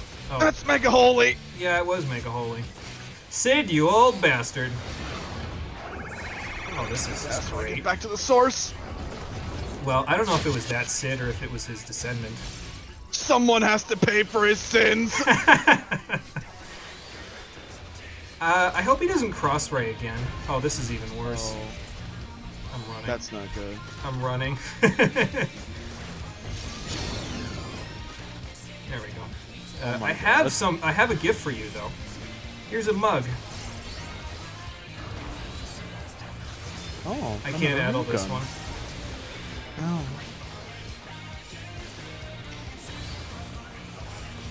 You know, it always messes me up because it looks like it's going to do something really bad, and then it's just like I don't see it go off, you know, so be careful because there's two on the outside. I'm going over here. White Mage, I hope you like sharing space. I got paradoxed! I lived, bitch. Well, you and me, buddy! Here we go! LB. I'm about to. I just had to do that. This might hurt me a little. Yeah, but I'm okay. Bolide. Bolide, quick. Never mind. Oh, you bitch! I'm almost there. I'm almost there. No rail cannon. Fuck you. Yes! Oh, man, that was a close one. I could feel my ass clenching right there. But you know what? There's only one thing clenching now. Me with this boss fight. Good job, team. I am going to turn that thing into so many pieces of scrap metal. I cannot even. Mage. Not even close, baby.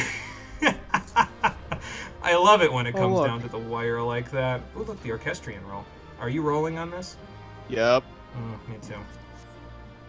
I didn't. Damn it. I rolled a 94 on that bitch. I'm pissed. Shit.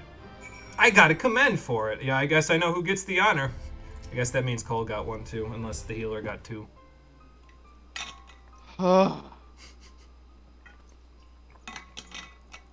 You know, Bot, you'd probably hit with the lasers if you don't stasis them. Yeah. Alexander did that where he basically put us all into a time anomaly and then tried to shoot laser cannons at us, so it worked a little better for the original. I guess Sid was trying to give us a chance. That old bastard. So, do I have to be worried that I just shut down the power in the basement of the Crystal Tower? Is Graha gonna be okay? And what did you find? Oh, well, yeah, we know that part. I guess you guys don't know that part, but we know that part.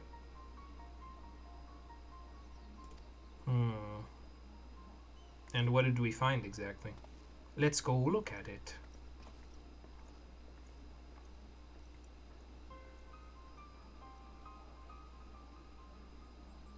The unfortunate part is we didn't find anything to help Graha with the spirit vessel stuff, but I suppose it's probably for the best that we didn't have that burning a hole in our pockets, too.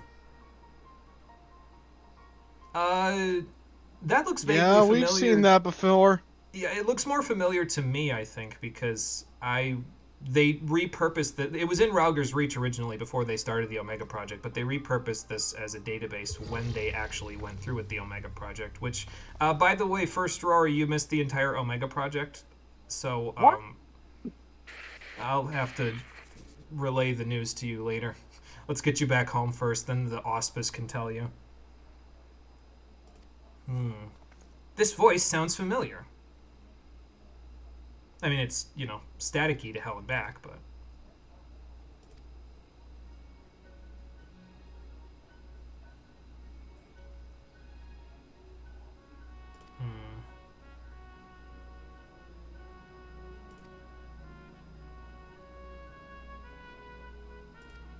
So this message was for me, I guess. Yeah, I was going to say, in case it wasn't clear, this message was left for us by Biggs and Wedge. Probably their descendants, but still Biggs and Wedge, as in the ones that were helping us with the Omega Project. So now you know why we did the entire Omega Project, because it also tied into this. We did it because I wanted to do it anyway, but it also ties into, well, this entire quest line right here. So, yeah, I've got a vague recollection, but even if I told you, I'm not sure if you'd believe me. It's kind of a long story. Best shared over drink, and I don't drink. Yeah, they were. Hey Cole, check up in the chat where I talk about trays and let me scroll back up.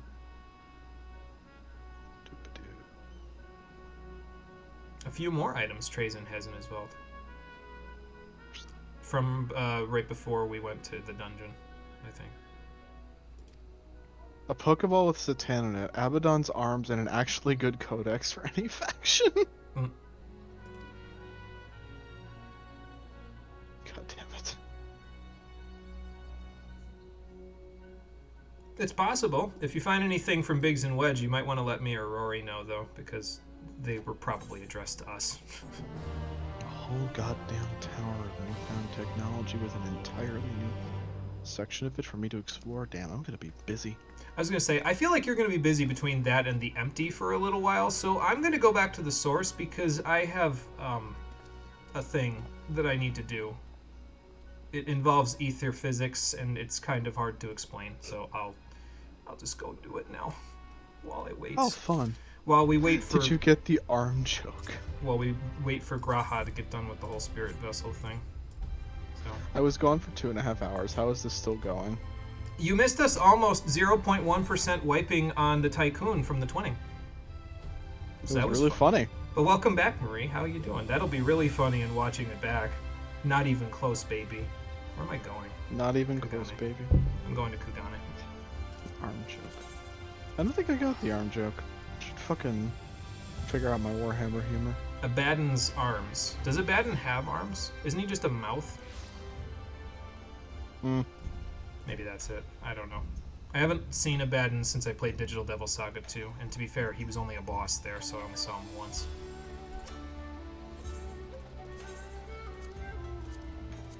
Okay, I have repaired.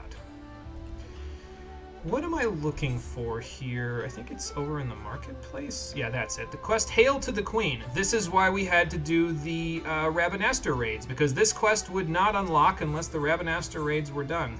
And it's very important. Interesting. Does that mean I'm going to do Baja? Absolutely not, but it's very important that I do this quest line. Kabuton's old model's arms work very well, so he used his model without the arms. It's an inside joke. Oh, okay, there you go. Okay, that's really fucking good. Well, I do usually have auspicious timing. I have an auspice crystal right here, see? Let me out! Rory's just inside, like, let me out! Oh, good, I have to go talk to Hancock. Fine. Off I go. Man, all this fucking hate for everything in Ul'dah because he tried to murder us once and nearly murdered the Sultana. Yeah, well, that You should really do something about that, you know? What? Just the everything in Ul'dah. Well, we can work on it when we get you home. We got one more patch left before I can bring you home, and this quest line is actually kind of the crowning piece as to my whole thesis on how I can get Rory specifically home. Because Rory specifically and is... Satan, do you know what that is? I do know what a Satan shard is, thankfully. Because Rory specifically is going to be complicated. Yeah, I don't think you've told her in canon what the problem is yet. I haven't. I'm going to tell her once we take care of Elidibus. And probably also right after we get everybody else home. Which probably means she won't get to share in the celebrations to start with, but, well, she'll be back soon after that anyway. To be fair, we all know that the first thing Rory's going to do when she gets back is go and check on how the front is by the Gimlet Dark, so... It has been a fair bit of time. Unless she's been taking a page out of my book and decides to retire, but I don't think that's going to happen. Retire? What's that? Rory, never. Rory? Retire? Those words don't work together very well. So, what's this Bosjan resistance? I know Bosja is just off the coast of the Doman Enclave, but they have a resistance? Okay. I guess they might have a small fighting force left then, yeah, even though they were one of the first to fall.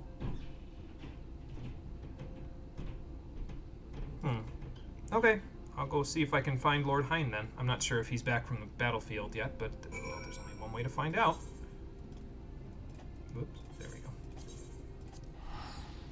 I've used a bunch of Aetheryte tickets today. It's good, I've still got over half of the ones I started this X-Pack with, so. I started with like 70. I'm only down to like 40. I started with 600 something. I'm down to 300 something. God damn. Because I use them very often. Just remembered you didn't talk about the orcs to mono. I feel like we talked about orcs, but maybe not like in full. We did talk about orcs. Memory serves. Just Oh, not you for went a to long the period of coattails? time, because last stream I was fucking tired. Okay, Parvati, we're going to the coattails. I don't even know if you remember where that is because I'm not sure if you've been to this section near the Enclave, but, well, only one way to find out. Fly through the Redeemed stretch break. I will stretch while I autopilot through the hole. There we go.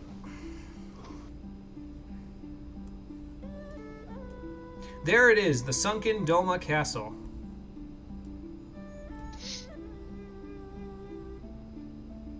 Even though sinking it only killed characters that don't matter, and by that I mean characters that aren't Gosetsu and Yotsuyu. God damn. Oh, he's up on the broken bridge. Okay. Also, there's a fate going on over there. Oh, we talked about Tosca Demon Killer, but not orcs in general. Okay, gotcha. So there you go.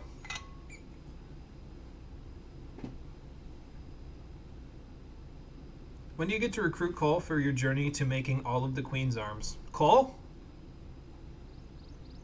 No. No. He said no. I don't want to do that again. Don't make me do it again. I don't wanna. Hein, Yugiri. Good to see the both of you. No. I'm surprised that with the Enclave completely rebuilt, you guys haven't tried to, like, reclaim this structure at all. It's still as abandoned as it was.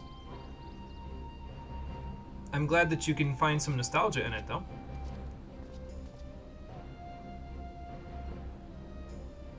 I was gonna say, I'm gonna guess this is your guest. Marsak of the Bosjan Resistance. Maybe don't introduce yourself like that to everyone you meet, though. Because it probably wouldn't work out for you. Excuse me. If you're making him watch you go through every step from the second one, he'd be in for a ride. Oh, Jesus. Well, that would be fun. But the Four Lords don't help you in this quest, so under whose Warhammer auspices? Universe narrated by Trayson. I will watch that Lifeblood. Oh boy. Oh, the 4th Imperial Legion is moving into wherever that is. Okay, so they've got the tri-state area under their grip. Oh fuck, not the 4th. It's just a muffled, oh god, not the 4th from the Auspice Crystal. The Auspice Crystal just remembers all that Rory remembers of the Garlean platoons, legions. Well, she's kind of had her hands full with, you know, Ultima since a little while ago. So what's the proposal, exactly? Oh, okay. Did you see him recently? And why hasn't he come to relieve me of my babysitting duties? I wouldn't want him to do that anyway, because those kids are fucking great, and I'm not gonna let him sully up their futures, but, you know. Yeah, I remember full well that fight. Yep, we did. So light the spark of rebellion for the Bosnians? I mean, can't we just, like, wait till Xenos decides he's bored of the Fourth and slaughters them? I guess we could take an active role. Fine. Okay, so the Blades of Gunilder, those are the guys that invented the Gunblade style, right? Correct. I didn't learn from them, though. Yeah, Rory kind of had her formal training from, well, Garlemald, because she's Garlean. Although Garlemald probably learned their style from the Gunilder's blades, because Gunilder's blades were a subsection of Garlemald at one point. They kind of got usurped like most of the rest of the country, though. You're going to post a great video about the history of the Warhammer universe narrated by Trazen. You sent the history and a meme into the video channel. Okay, sounds like a plan. I don't know if I'll understand anything that's going on, but I will look at it when I'm done. Yeah, so these guys are the ones that invented the gunblades. Why am I doing this quest when I'm not a gunbreaker? Well, you'll see. You'll find out. Find out right now. It's actually almost 3 hours in, so you'll find out tomorrow. Does this mean you're actually going to be going into where I think you're going into? No. I will be going to Gongos, though. You get to hear the fire-ass track. That's true. Because the parts of this quest line that I'm actually going to be doing take place in Gongos, so... Every time I remember that we're inevitably going to have to talk about To the Edge and how close we're getting to that point. Oh boy.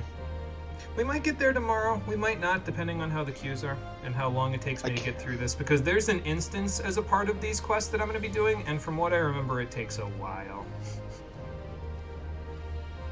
The Gongos theme is love. It's pretty damn good, yeah. Actually, you know, I just realized something, Jimmy. What? We could get free relics out of this. You don't have to do all that much. I don't need them, though, because the relics we'd get are 485, and I have I-500. Oh, right, they're 485. I remember my initial plan was, because you get free class gear, and then you just get the relic weapon, and then you're just, like, strapped. Mm-hmm. That was early, when we were playing the stream, though. Oh, okay. Okay, so let's take the path to the past. I'll meet you at the dock, Marsak. It's actually very noob-friendly, the history lesson. He begins from the very beginning and explains everything, just not in great detail, since that would take too long. Okay, well, that makes sense then. 485, and then comes the grind, yep. And that's why we're not doing it! Why am I imagining Trazen sitting in front of, like, one of his, like, smarter things in his infinite, nonsensical library of tomfoolery, and he just sits down and he's just like, I'm gonna tell you the entire history of the universe, and you're gonna listen. Oh, the dock is past the moon gate. Okay, well, I guess we're flying through the moon gate, Parvati. It's a good thing they turned off the etherometers on this thing. I don't actually know if that's the correct terminology, because Rory's not here to tell me, but, you know, and by that I mean first Rory. I find it hilarious. hilarious. Rory is here, but she's not tech-savvy. I find it hilarious how you've run into multiple situations with this expansion where you're just like, man, I wish Rory was here to explain shit to me. Meanwhile, Rory's over in the first going, oh! Yep. It's almost like we planned for that. It's almost like I planned for that. He keeps running into tech-savvy situations where it's like, damn, I wish I had my tech Lalavel. I need tech support. support. I keep that... Why am I imagining just like a zoom in of Jimmy's face and just, I keep the thing on me and then just under his arm is just Rory with a gun. Oh boy. More shit posts that I need to draw. Speak with the airship pilot at the Doman... Oh, that's why I have to go here, because the skipper will take me to the Enclave, and then I can go to Gongos. Okay. You can just teleport to the Enclave. I know. I thought it was at this dock, but actually it's at the Enclave dock, so we'll go to the Enclave dock. Jimmy hates shared fates, so he would never do 60 Heavensward fates for all the memories he needs. That is true. I'll just wait for the gear that's blue to catch up to the gear that's purple.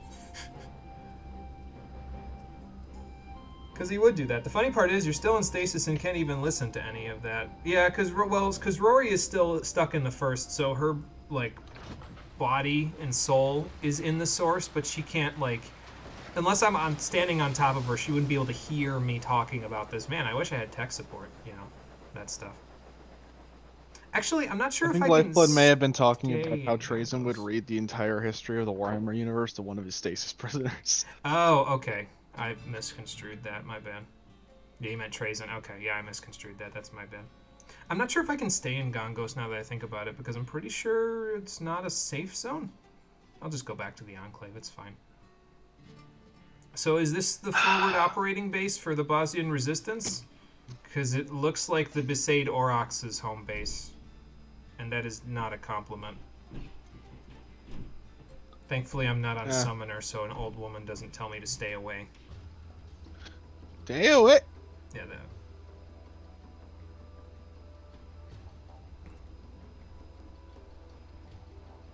$32,040 chromatins. There you go. Working your way up. I'm just gonna try to pronounce this and probably butcher the hell out of it. I think it's Bisalian. I'm not 100% sure about that. Oh, 332,040. I was gonna say, where'd the other ones go? I had to think about that for a second. Didn't do the second two. Oh, that's okay. Not Geralt. Geralt. Yeah, I'm used to the first one because I didn't do any of Geralt's quests, but I do know Geralt by proxy of... Yes, that's me. I know you by proxy of your relationship with the House of Splendors, but I'm pretty sure that gives you PTSD, so nice to meet you. I was going to say, what do you need Geralt here for? But I suppose if you're trying to rebuild Gunhilder's blades, you're going to need some blades. So... I'm not sure if he's the best person for the job, though. He usually gets, like, writer's block, except with blacksmithing. Smither's block. Smither's block? Oh, she's been selling to the Resistance. Okay. Well, why would you do that? Now you've created expectations for yourself, and you know what expectations do to your work ethic, Geralt. They make it negative. I guess, sure. This is not going to end well. For Gunhilder's Blades or for Geralt.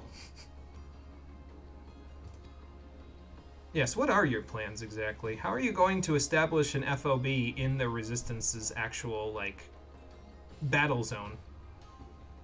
Well, before you do that, you need to reforge Gunhilder's Blades. So there you go. So, how are you going to have Geralt smith them if you don't know how to smith them? Oh, okay, you've got some info on them.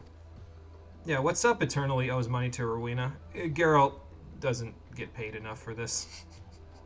Because he gets paid in scripts. He gets paid in scripts and booze. Yeah. I guess at least he has some food and drink. That's better than what he usually has. He doesn't even have a sanctuary to himself where he normally works. That place is not a safe zone. It's so funny, because in the next quest...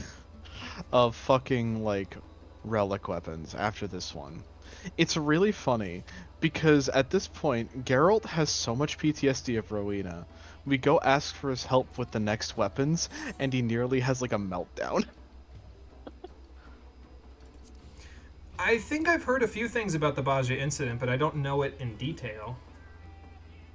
Where have I heard about the Baja incident? I could swear someone was talking about it not too long ago.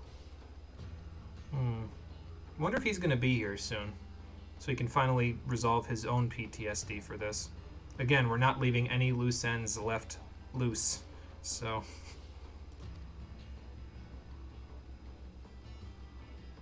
And I'm guessing that's what caused your, you know, country to basically crumble, because that was in the capital city, wasn't it?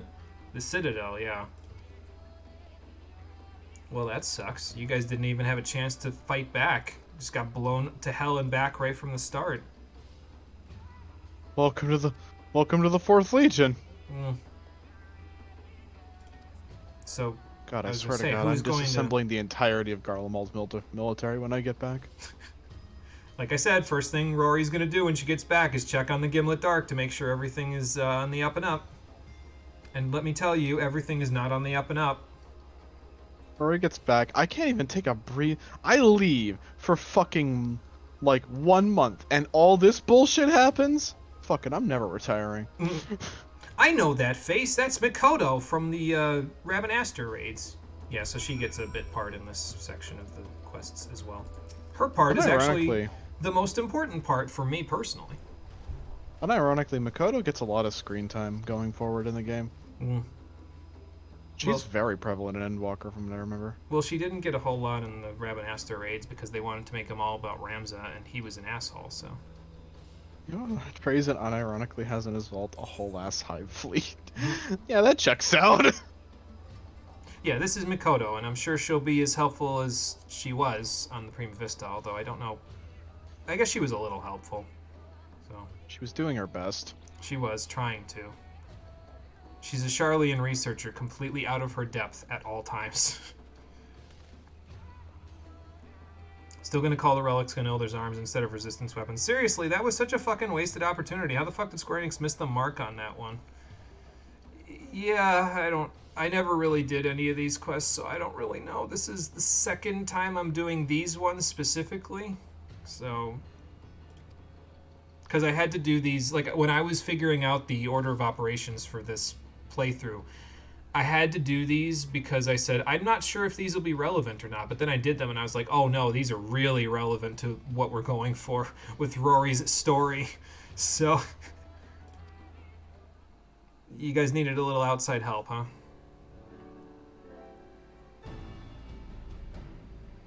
Oh, so you guys have found a cure for PTSD. Well, that's helpful. And guess what he wants to steal as a masterpiece of his human collection? Go on, take a guess. The Emperor. The Statue of Liberty. The entire Golden Throne. Well, that could be helpful. It would probably be very helpful for Rory. She's got a lot of PTSD, especially when it comes to the empty. Oh, you guys found a seer crystal. Well, that's interesting. That makes sense, yeah. She's the foremost when it comes to Sharlayan ether physics research. I've had to do with someone other than her, someone below her. Maybe if I get her help, Rory I can has a lot of solve the PTSD equation. when it comes to the empty. Rory regularly foams at the mouth at the fact that she couldn't beat Olympus. You're starting on it again, Mikoto. I'm not the science lesson guy. You're gonna have to talk to your second in command that's been helping me. See what's funny about Rory's like PTSD and like Mikoto, if Rory was here, Rory would be doing the exact same thing as Mikoto because they're both nerds. They would just be like saying too big of terms. So this line right here is very important because this tells you how every being in the entire planet is composed. They're composed of their corporeal ether of the flesh, their body, the incorporeal ether of their soul, and then the ethereal residue of their memories. So those three compose all aspects of people. I mean, obviously you can augment yourself with weapons and armor and everything else like that, but that's what composes your basic body. The Scions at the moment have their bodies in the source, and their souls and memories are stuck in the first, and because they're shriven from their bodies, they can't maintain their ether for as long as they could if they had their bodies. So, but there's an exception to that rule, so yeah, we'll get to it. We'll get there. Oh, he already has the Statue of Liberty? Okay, gotcha. Once had a custodian, he has a clone of the Primarch Fulgrim pre-corruption. That sounds badass, but I don't know what it is. Be fair, my guy, the Empty and the Burn are some of your favorite locales despite being Deadlands. I'm weird. Well, I mean, honestly, I'm kind of with you on the Burn, but I think it's mostly because of the fact that the Burn has Crystal Chronicles music in it. So that just gives me a big nostalgia.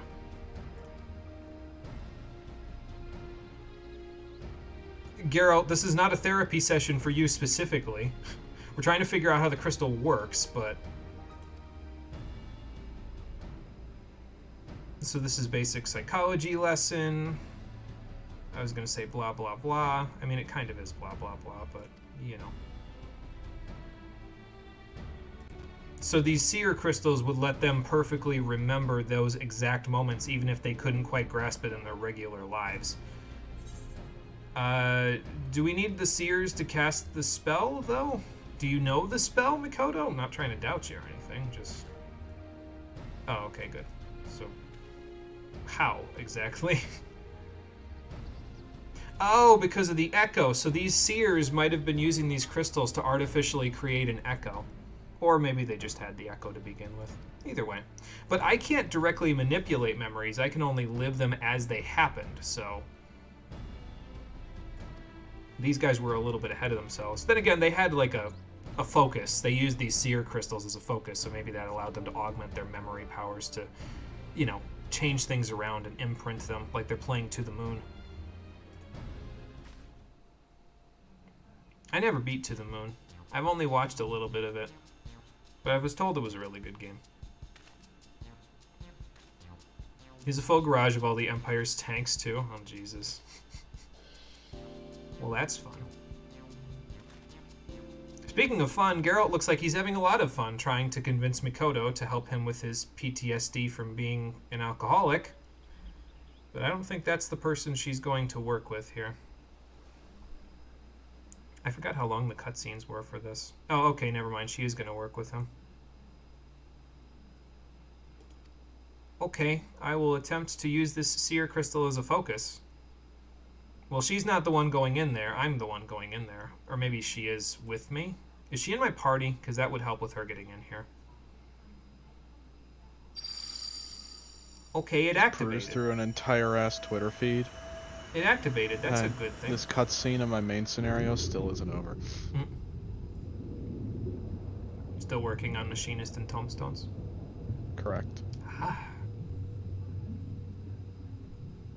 You gonna get Botanist and Culinarian to 82?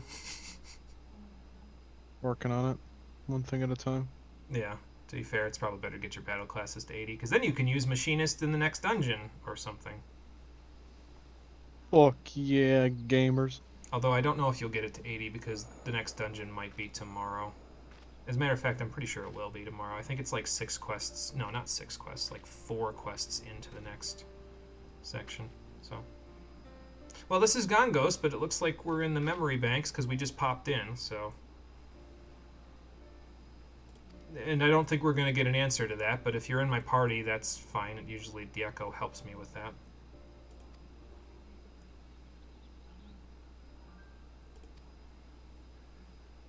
And by live a little, do you mean alcohol again?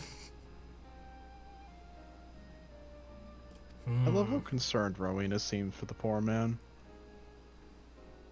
I always thought that they had like an old flame or something, and they just never really like they had some sort of fundamental disagreement, and they just never hit it off. But Rowena still dotes on him like she's his wife. Oh, hey Geralt, you're in here too. Well, that's fun. This is your own head after all. And it kind of helps that we're using a focus to, you know, well, focus the memories so that you can remember them better. You know how dangerous a Baneblade is? It's one of the strongest tanks in this world with several models, and he has them all. It's a good thing he's not using them at the moment. Yeah, I guess they did have an old flame, because she said right there, I don't know what I ever saw in you. Oh boy. She's gonna throw you into the ocean, bro. These two are,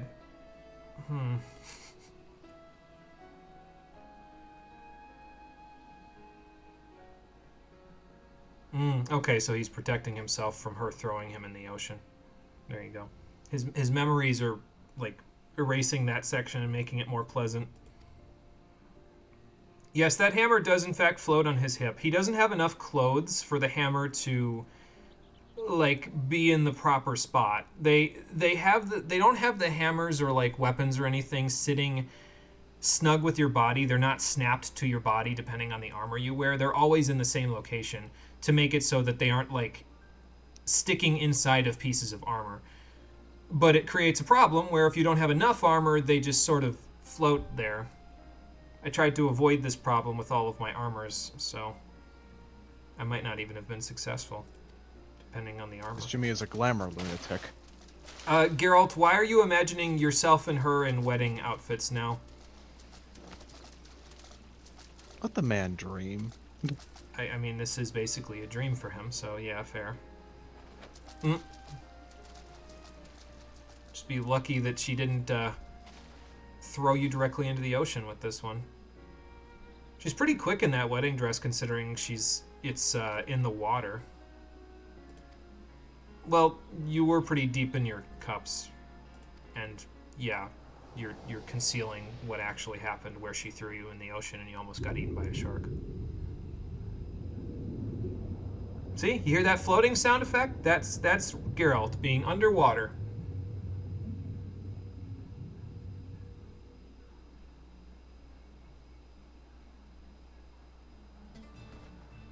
Was it a pleasant dream, Geralt? At least we know he's not an android. There were no electric sheep in there.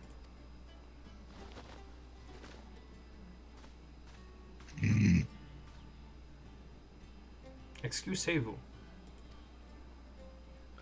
I'm feeling so well. Why? No, just what Geralt said. Oh, well, he needs a drink because that's what he always turns to when this stuff happens.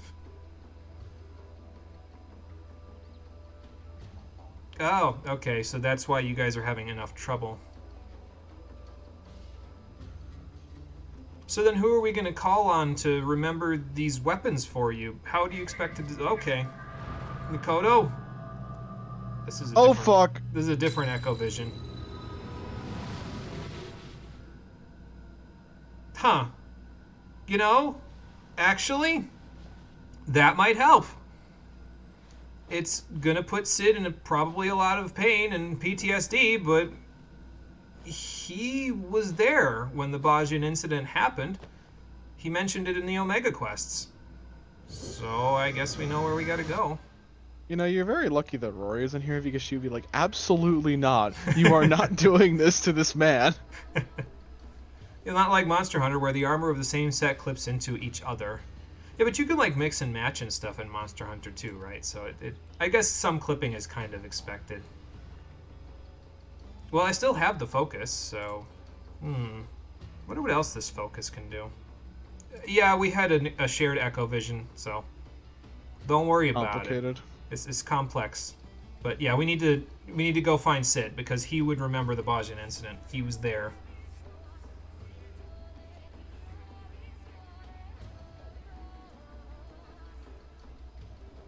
They have, actually. He does, yes. He sort of defected, so that's good for us. Now don't go getting your blades out to try to kill him. He isn't doing what his dad did. He's trying his best to do the opposite, actually. It's true.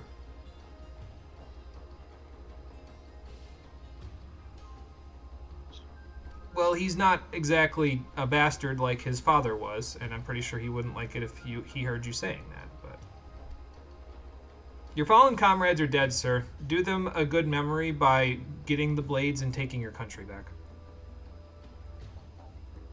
The same armor set clips into each other, and it'll happen when you mix the armor too. Okay, yeah, that makes sense too. Alright then. Oh, you don't need to do the theatrics. I'm gonna go find Sid anyway. He needs to get over his PTSD as well, and this crystal looks like the best way to do it, so I'll go find him. If anything, we can kill two birds with one stone by doing this.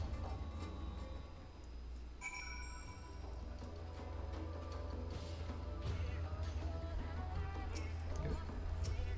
Let's get ourselves out of Gongos, then we can call it a day, because we've gone on over long for now. I'm sure he'll be glad to do it, again, as long as he's okay with getting over his PTSD. I will attempt to go find him in Rauger's Reach, then. I don't know if he'll still be there. He's kind of been flying all over the place. He was flying all over the place when we went to Orban and all that, but yeah, I'll do the best I can. But will we be able to help Sid get over his PTSD for the Bajin incident? And what other tricks and traps does Elidibus have waiting for us back in the first? Will the Scions and Rory ever actually make it home? Find out on the next episode of Final Fantasy XIV Shadowbringers, the Stream Edition, which will be happening tomorrow at 4:30 p.m. Eastern Standard Time. Although, to be fair, we probably won't find out if they're getting home yet, because that's going to take a while. Patch 5.3 is long, but we'll get started on it. Anyway, thank you for watching, everybody. I appreciate you coming out to Twitch and YouTube to check out the stream.